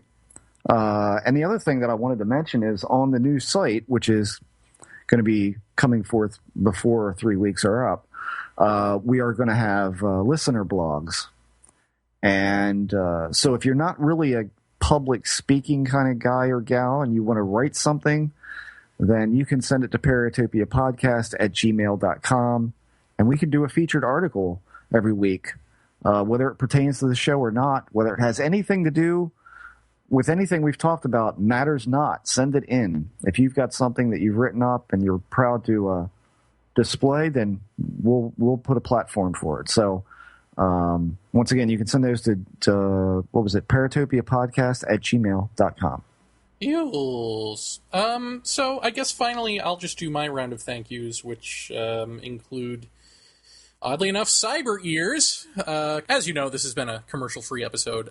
So I want to thank Cyber Ears for giving us a hell of a deal, and for always being really good at upgrading our stuff and being on top of it. And answering the phone. Little things like that. Customer service is key. And they have the key, and they're not afraid to turn it.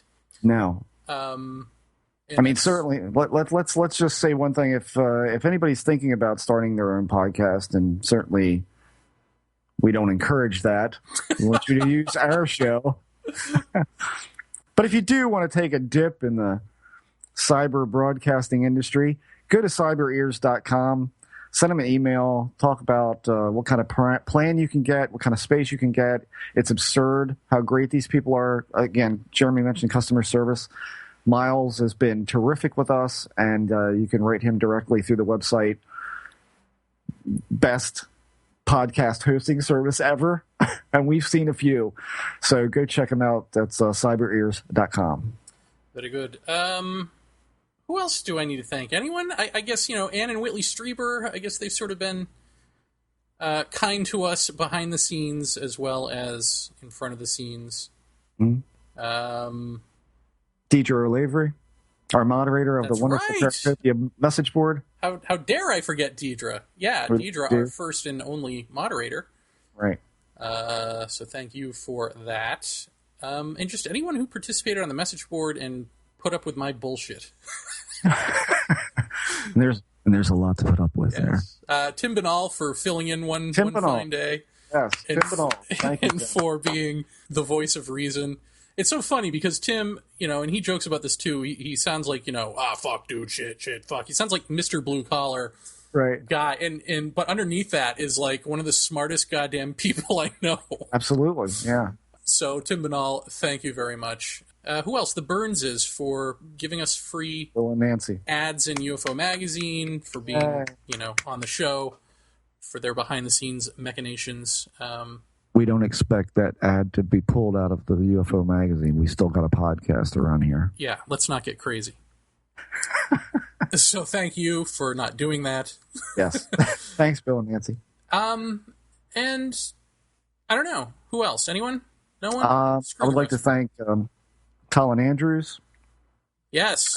For not only being one of the best friends to this show ever, but for coming on this show and spilling his guts about everything that people didn't expect to hear from him. For being an inspiration.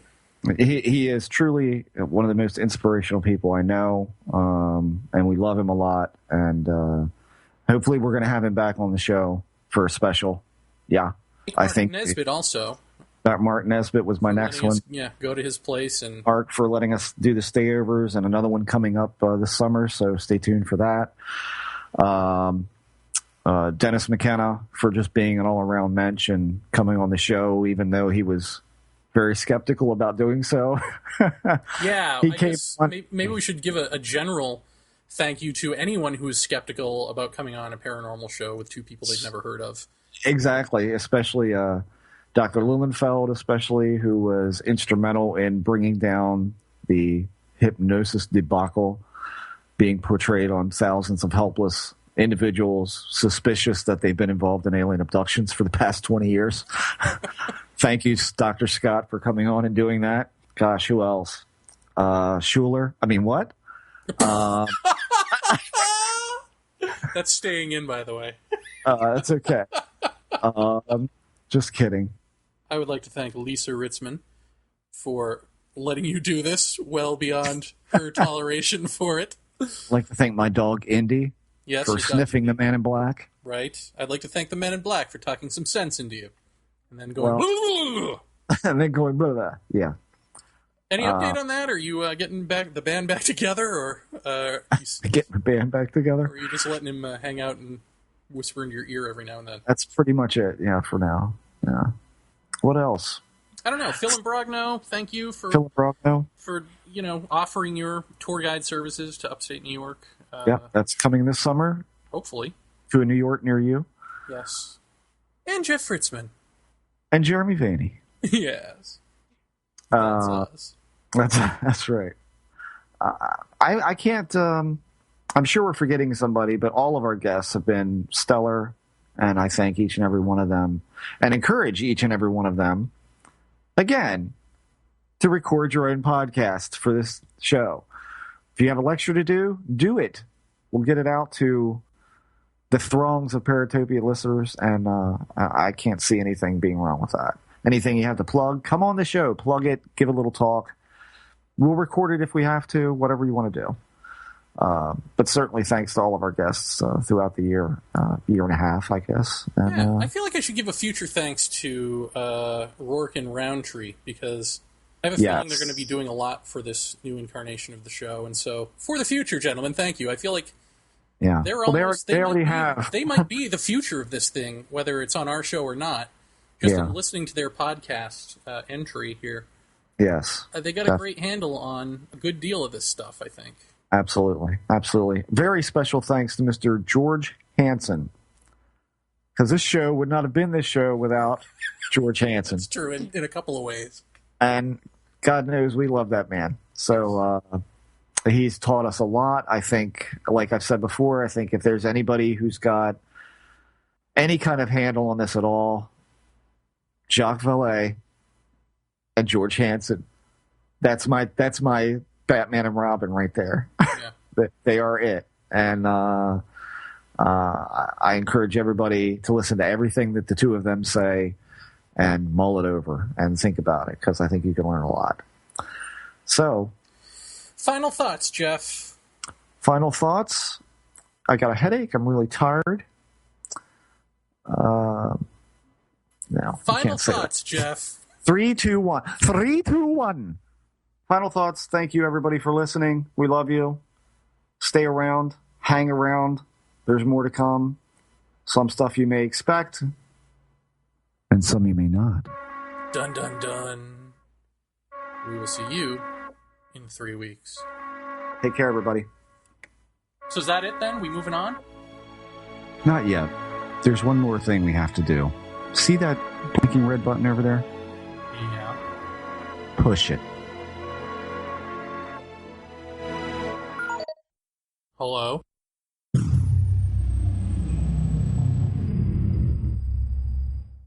Hello? Hello? What am I doing here? Is this Gene Steinberg? Yes, it is. But it's a strange place. I was sitting in my home studio just a few minutes ago, and then I was surrounded by this light or this essence, and suddenly, where am I? Yeah, don't try to explain it, because we'll just go down paths and paths and paths and ultimately end up in disappointment. But hopefully, podcasting is about the characters. So, Gene, what the hell are you doing here? We're supposed to be like mortal enemies. This is weird. I didn't even bring my phaser.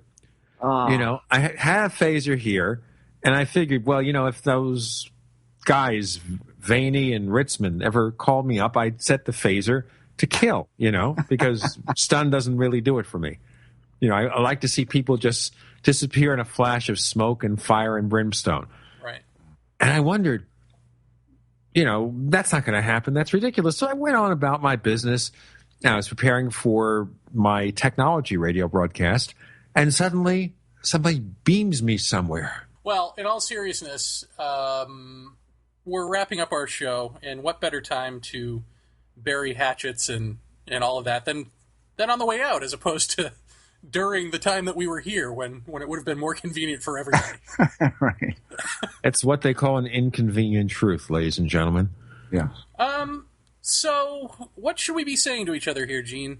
Well, you're going to be moving into other pursuits, so Godspeed and all that stuff.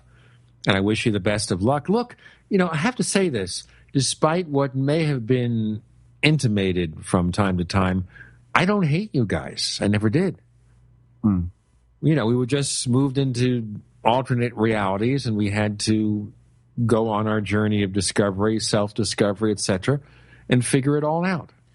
Well, are you like us? I mean, after a while of just taking beatings and giving beatings and all of this, I mean, do you just throw your hands up and go, why are we even doing this? I mean, you have to know something, Jeremy. I have quit the UFO field 3 or 4 times. The UFO field, paranormal research in general, can be toxic. And what that means is it messes up with your personal life. It can mess up your financial life.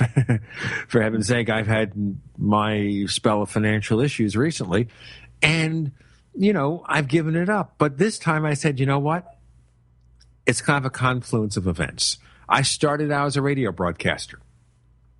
My first job other than radio was working with James Mosley at Saucer News, when it was still a real magazine, not just Saucer Smear.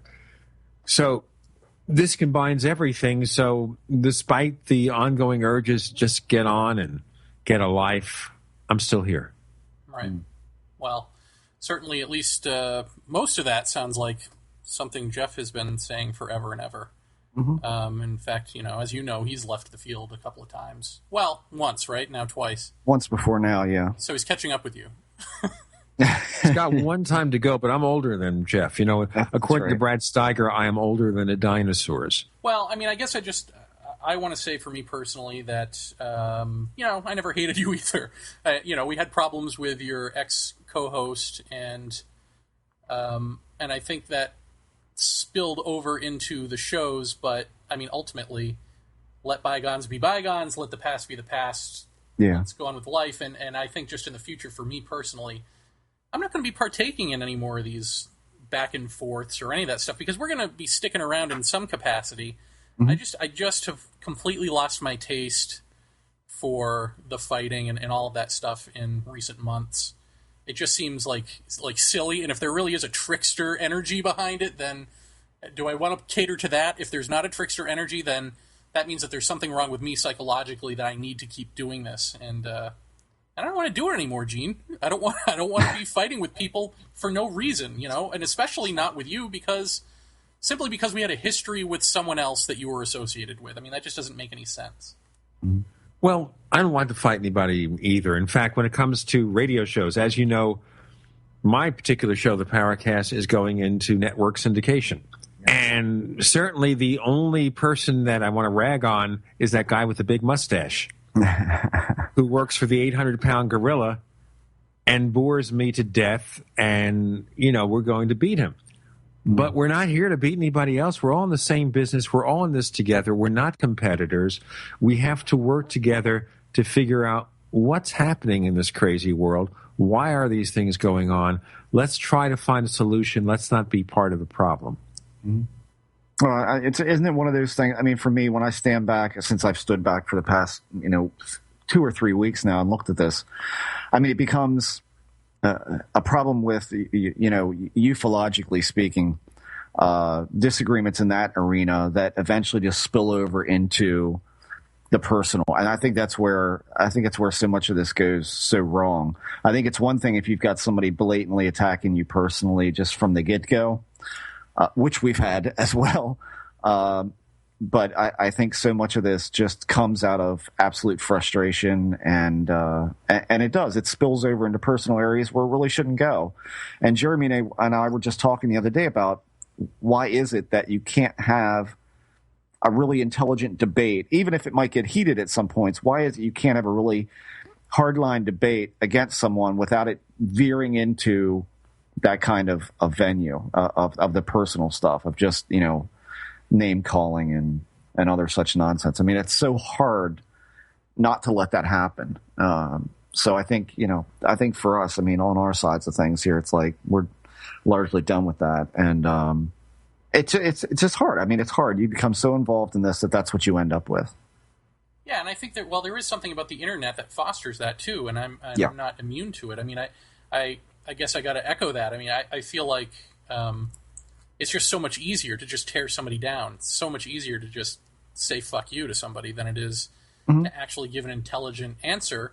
And then, of course, the other part of that is that half the time or more, they don't want an intelligent answer. They want the battle too. And so are you going to engage in that or not? But I mean, as far as like Gene, I mean, I think Jeff and my take on ufology and, the whole paranormal subject might be different from yours, but that doesn't mean we have to club each other. No, exactly. It's just different. So who cares? Like, ultimately, why did I care for so long? I'm wondering that about myself. In the world of politics, we think of people like the late Senator Barry Goldwater, for example, and then George McGovern, who's a total liberal. The conservative and the liberal, these people were best buddies when both were alive. And they go around the country and saying, we need to have a civil debate. You can't do it today. You look at 24-hour cable news and everybody's screaming at each other. Yeah, absolutely true. But seriously speaking, I'm glad to hear from you. It was really an incredible surprise that we could do this. We can get together briefly, even though it's in an alternate state of consciousness here. Right. But, I wish you both best of luck in your future pursuits, and, let's all stay in touch. Right. Absolutely, Gene. Thank you. You're very welcome.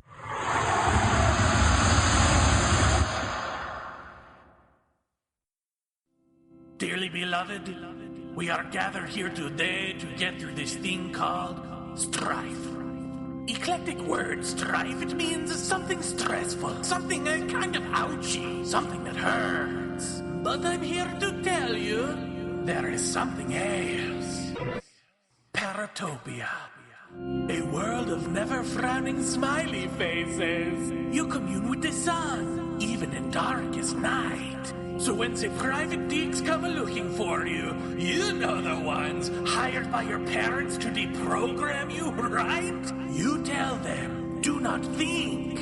You tell them, you're already home. And if the man remains on your case, punch him in the face. Might as well, he already thinks you're crazy.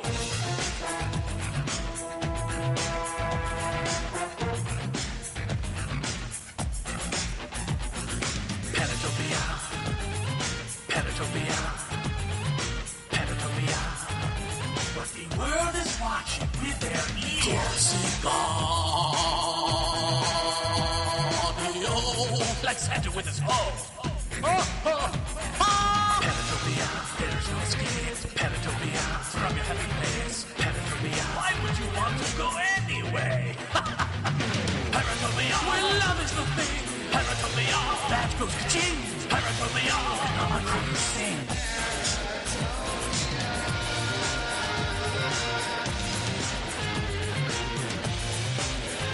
Yeah, this needs a guitar solo.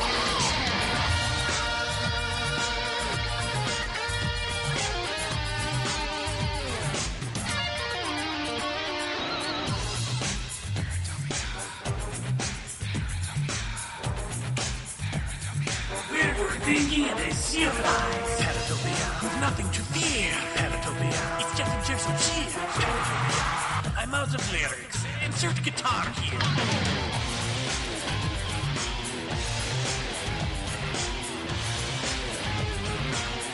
What's better than radio and all those crimes with ass? It's our podcast! Not that Paratopia it's that the podcast almost never. Was that extraterrestrial?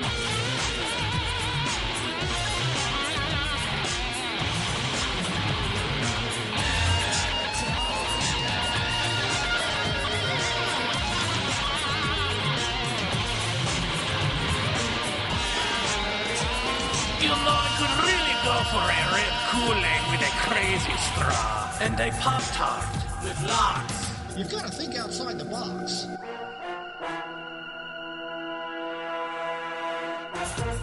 And now a highness.